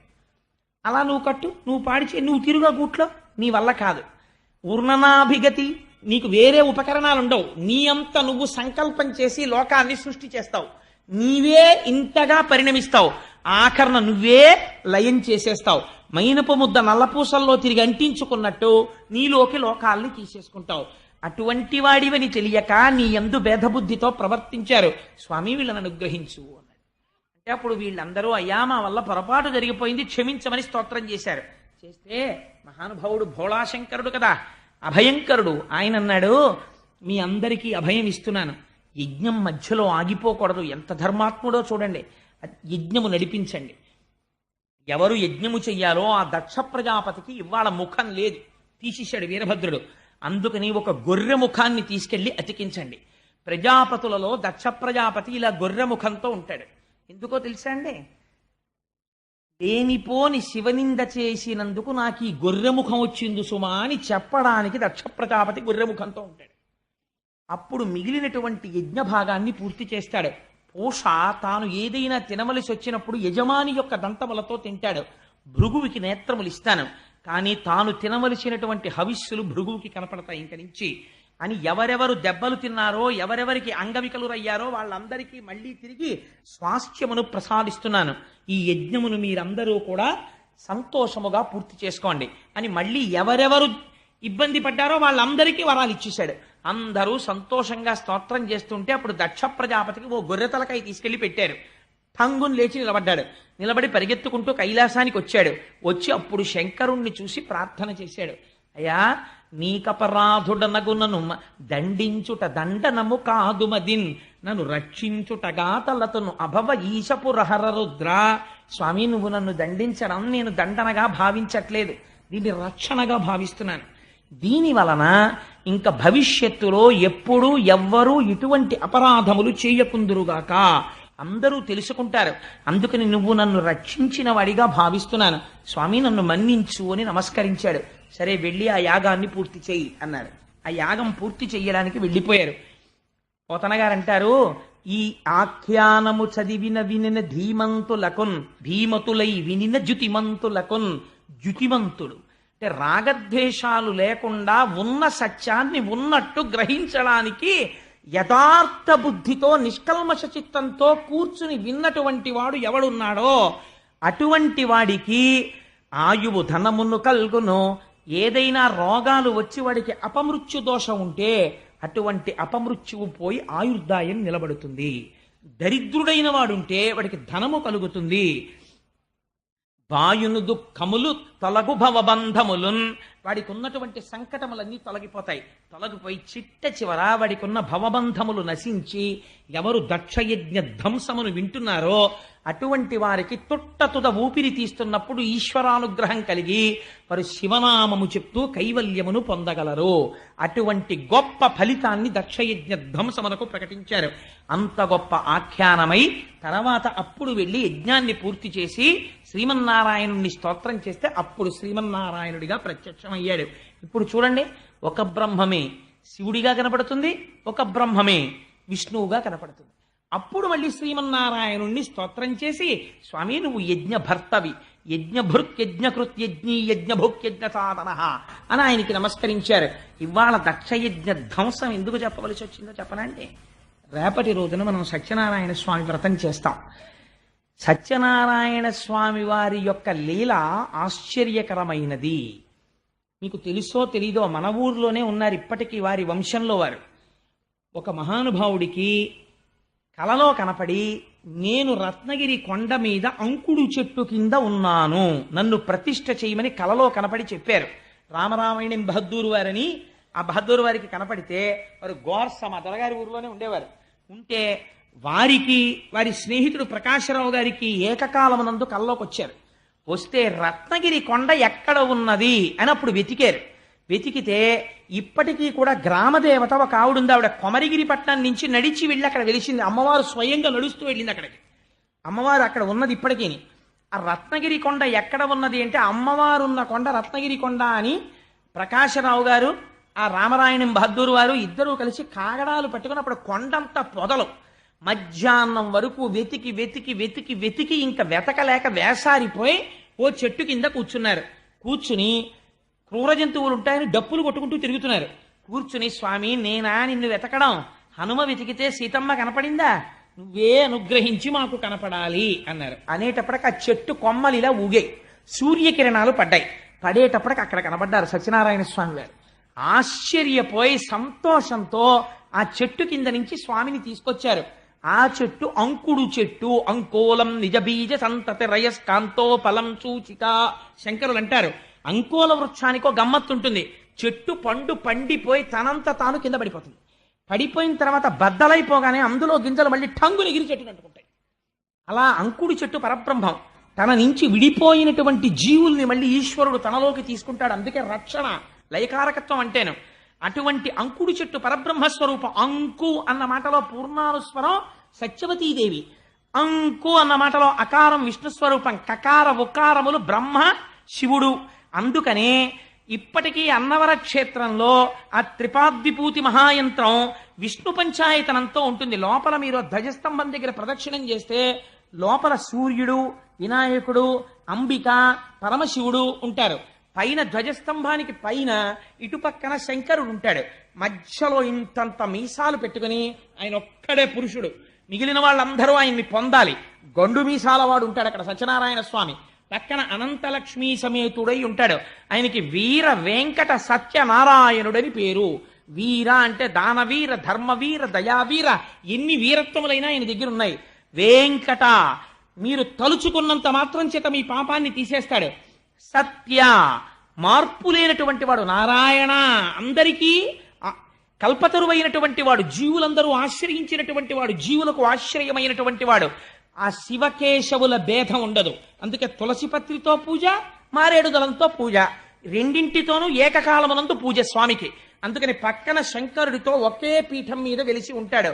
అటువంటి సత్యనారాయణుడు మనకి ఉన్న ఈశ్వర తత్వము ఒక్కటే అని ప్రతిపాదించగలిగినటువంటి మహత్తరమైన స్వరూపం. ఆ స్వరూపం ఆ అంకోల వృక్షం ఎక్కడుండేదో తెలుసా అండి?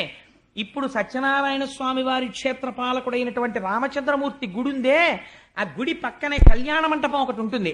ఆ కళ్యాణ మంటపం ఎక్కడుందో అంకోల వృక్షం అక్కడ ఉండేది. అక్కడ దొరికారు సత్యనారాయణ స్వామి వారు. అక్కడ దర్శనం ఇచ్చిన తర్వాత తీసుకెళ్లి ప్రతిష్ఠ చేశారు. ఇప్పటికీ మీకు ఒక రహస్యం చెప్తున్నాను. నాకు స్వానుభవం, వేదిక మీద చెప్పడం నాకు ఇష్టం లేదు. అప్పటికే ఒకసారి నోరు జారి చెప్పేశాను నా వ్యక్తిగత అనుభవం. ఒక దేవాలయంలో చాలా దూరంలో మీరు ఎక్కడ ఉండి సత్యనారాయణ స్వామి వారిని తలుచుకోండి, ఆ యంత్ర మహిమ చేత ఆయన వింటారు. రేపటి రోజున మన జీవితంలో ఎప్పుడూ మనం సంధ్యావందనం చేస్తే ఒకటి కోరుతాం, శివశ్చ హృదయం విష్ణోశ్చ హృదయం శివ యథాంతరం నపశ్యామి తథా మే స్వస్తిరాయుషి. శివకేశముల యందు భేదబుద్ధి లేకుండా నా జీవితము గడుచుగాక అని అడుగుతాం. అటువంటి అభేదమైన తత్వాన్ని, ఆ సత్యనారాయణ స్వామి వారి వ్రతాన్ని రేపటి రోజున మనం చెయ్యబోతున్నాం.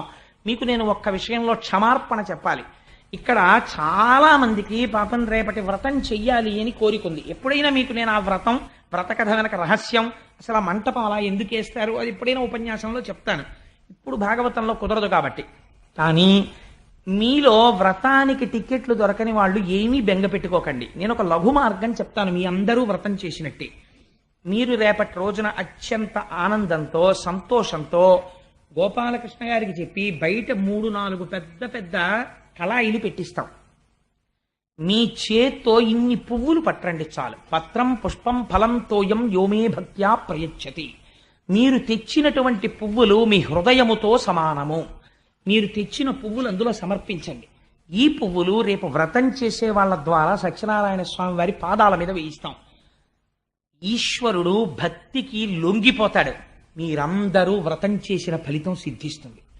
వ్రతం అయిపోగానే అందరం కూర్చుని చక్కగా సత్యనారాయణ వ్రతం చేద్దాం. వ్రతం అయిపోయిన తర్వాత అంటే కాసేపు సౌకర్యం కోసం కూర్చున్న వాళ్ళు కాస్త ఏదో దీపారాధన అగరబత్తు అవి తిప్పాలి కాబట్టి కాసేపు లోపల కూర్చోవడం, అది మీరు ఆ వ్రతాన్ని చూడొచ్చు చుట్టూ కూర్చుని. అలాగే వ్రత కథని స్పీకర్లో వినొచ్చు. ఆ తాదాత్మతని పొందుతూ మీరు మానసికంగా చేసేయచ్చు. బయట కూర్చుని మీరు కూడా అవాహయామి స్థాపయామి పూజయామి అంటే కళ్ళు మూసుకుని ఓ తాంబూలం అక్షతా మంటపంలో పెట్టేసుకుంటూ ఉండొచ్చు. ఏమి దోషం లేదు. ఆఖరణ కథ విని ప్రసాదం మీ అందరికీ వితరణ చేయబడుతుంది. మహానుభావుడు సేమకుర్తి భాస్కర్రావు గారు దానికి ఏర్పాట్లు చేశారు ప్రసాదానికి. అందుకని అందరికీ ప్రసాదం ఇస్తారు. ప్రసాదం తింటే వ్రతం చేసినట్టే, అనుగ్రహం సిద్ధిస్తుంది. చేసి అందరం కలిసి భీష్మాచార్యుడు మహానుభావుడు శరీరం వదిలిపెడుతూ ఎదురుగుండా పరమాత్మని చూస్తూ విష్ణు సహస్రం చెప్పి వెళ్ళిపోయిన మహాపురుషుడు భీష్ముడొక్కడే. రేపటి రోజున మనుష్యుడిగా పుట్టిన అందరం ఆయనకి తర్పణ ఇవ్వాలి. చక్కగా వ్రతం చేసుకుని అందరం కూర్చుని విష్ణు సహస్రం చదివి రేపటి రోజున మహానుభావుడు తత్వవిధానంద సరస్వతీ స్వామి వారి దర్శనం చేసుకుని వారి అనుగ్రహ భాషణం విని తరించి ఇంటికి వెళ్ళి సాయంకాలం వద్దాం. రేపు సాయంకాలం భారతంలోంచి దేవీ భాగవతంలోంచి అనుసంధానం చేస్తూ భీష్మాచార్యుడి జీవితాన్ని చెప్పి భాగవతాంతర్గతంగా కృష్ణ పరమాత్మను ఉద్దేశించి భీష్ముడు చేసిన స్తోత్రాన్ని వివరణ చేస్తాను. శ్రీ శ్రీనివాస గోవింద, గోకులనందన గోవింద, శ్రీ వెంకటేశ గోవింద, గోవింద హరి గోవింద, గోకులనందన గోవింద, భక్తవత్సల గోవింద, గోవింద హరి గోవింద, గోకులనందన గోవింద, భాగవత ప్రియ గోవింద, గోవింద హరి గోవింద, గోకులనందన గోవింద, నిత్య నిర్మల గోవింద, గోవింద హరి గోవింద, గోకులనందన గోవింద, నీలమేఘశ్యామ గోవింద, గోవింద హరి గోవింద, గోకులనందన గోవింద, పురాణ పురుష గోవింద, గోవింద హరి గోవింద, గోకులనందన గోవింద, పుండరీకాక్ష గోవింద, గోవింద హరి గోవింద, గోకులనందన గోవింద, నందనందన గోవింద, గోవింద హరి గోవింద, గోకులనందన గోవింద, పాప విమోచన గోవింద, గోవింద హరి గోవింద, గోకులనందన గోవింద, దశరథనందన గోవింద, గోవింద హరి గోవింద, గోకులనందన గోవింద, శ్రీ వెంకటేశ గోవింద. గోవింద హరి గోవింద, గోకులనందన గోవింద. సర్వం శ్రీ ఉమామహేశ్వర పరబ్రహ్మార్పణమస్తు. స్వస్తి.